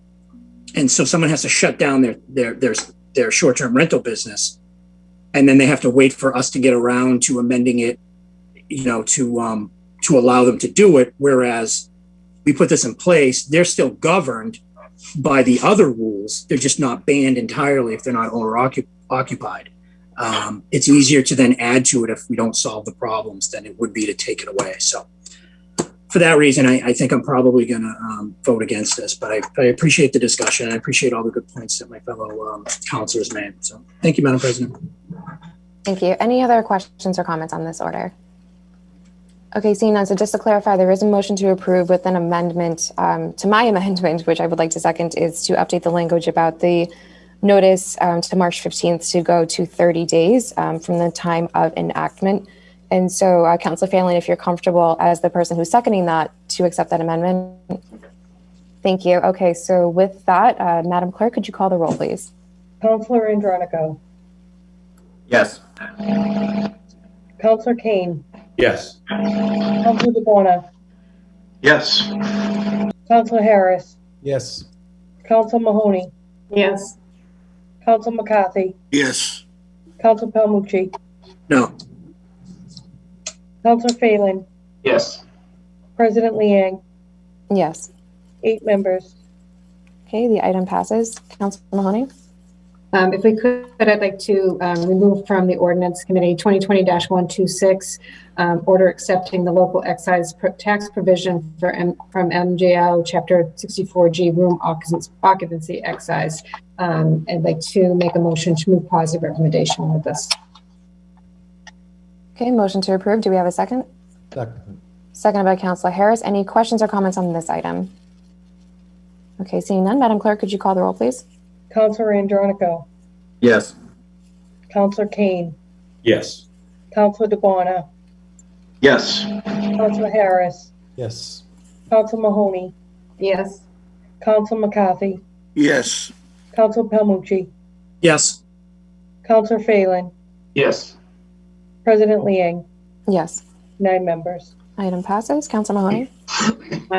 Order number 2020-127, order accepting the community impact fee provision on Mass General Law, Chapter 64G, room occupancy excise, professionally managed units. Motion to approve. Okay, we have a motion to approve. Do we have a second? Second. Seconded by Councilor Harris. Any questions or comments on this item? Okay, seeing none, Madam Clerk, could you call the roll, please? Counselor Andronico, Yes. Counselor Kane, Yes.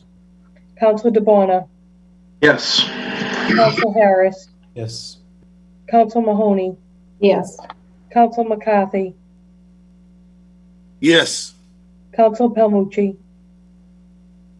Yes. Counselor Phelan, Yes. President Liang, Yes. 9 members. Item passes. Any other items, Councilor Mahoney? Yes, just the last one, which is 2020-128, order accepting the community impact fee provision of the Mass General Law, Chapter 64, room occupancy excise, 2-family or 3-family dwellings. Motion for positive recommendation. Okay, we have a motion to approve. Do we have a second? Second. Seconded by Councilor Harris. Any questions or comments on this item? Okay, seeing none, Madam Clerk? Counselor Andronico, Yes. Counselor Kane, Yes. Counselor DeBona, Yes. Counselor Harris, Yes. Counselor Mahoney, Yes. Counselor McCarthy, Yes. Counselor Palmucci, Yes. Counselor Phelan, Yes. President Liang, Yes. 9 members. Okay, the item passes. Any others, Councilor Mahoney? Nope, that's it. Thank you very much. Thank you. Thank everybody. you. Any other reports from any of the other committees? Okay, seeing none, we'll move on to presentations of petitions, memorials, and remonstrance. All right, I see Councilor McCarthy and then Councilor Phelan. Councilor McCarthy? Yeah, thank you, President Liang. Just a couple of memorials. And these are 2 gentlemen that were very involved in the city. First, I'll talk briefly about Paul Tarowski. Paul was a House Neck resident, grew up on Edgewater Drive, 1977 graduate of the Votech. He attended Quincy College, attended Bridgewater State, and then ended up being recruited into the Boston office of the FBI. After his years in the FBI, which were 3 or 4, he came on the Quincy Police Department from 1983 to 2019. So he was a big part of the community for 39 years. He was battling cancer, it seemed like, for an awful long time. He enjoyed going down to Florida, boating, yachting, down in Newport. And he was just a great guy and a great family, the Tarowskis down in House Neck. His brother Peter was a detective lieutenant on the force. A lot of you folks know him, and just a shame because he was about 60 years old, I believe, right around there. So way too soon with Paul Tarowski, a real nice guy. And the second guy I wanted to mention that everybody probably knows about also, Steve Cubitt, traffic and parking. He passed away unexpectedly on February 26th. Another guy educated North Quincy High, employed by the city, started as a parking lot attendant, and the guy was brilliant. He worked his way up to general foreman of the Quincy Traffic Department and became really known not only by traffic and DPW guys, but by fire and by police as the guy to call at any time if there was any issues with any traffic lights after an accident, questions about anything like that. He had a tremendous likable demeanor and really a great guy to talk to. I don't think he ever said no to anybody, but was also a pilot, talented guy, rebuilding automobiles and aircrafts or renovating his home. So Steve was another youngster, I believe around 61, and he's gone also. So I just wanted to mention those two Quincy guys who did a lot for the community and in their own way. Steve, as a DPW traffic guy, fixing a lot of things that go by the wayside in the middle of the night and need someone to call, and he's the guy who'd show up. And Paul Tarowski, who was a 39-year veteran of Quincy Police. So thank you. Thank you so much. Councilor Phelan. Thank you, Madam President. I'm going to go on a bit of a remonstrance. I realize I see a Norfolk County Sheriff on the line, maybe probably listening about the thing.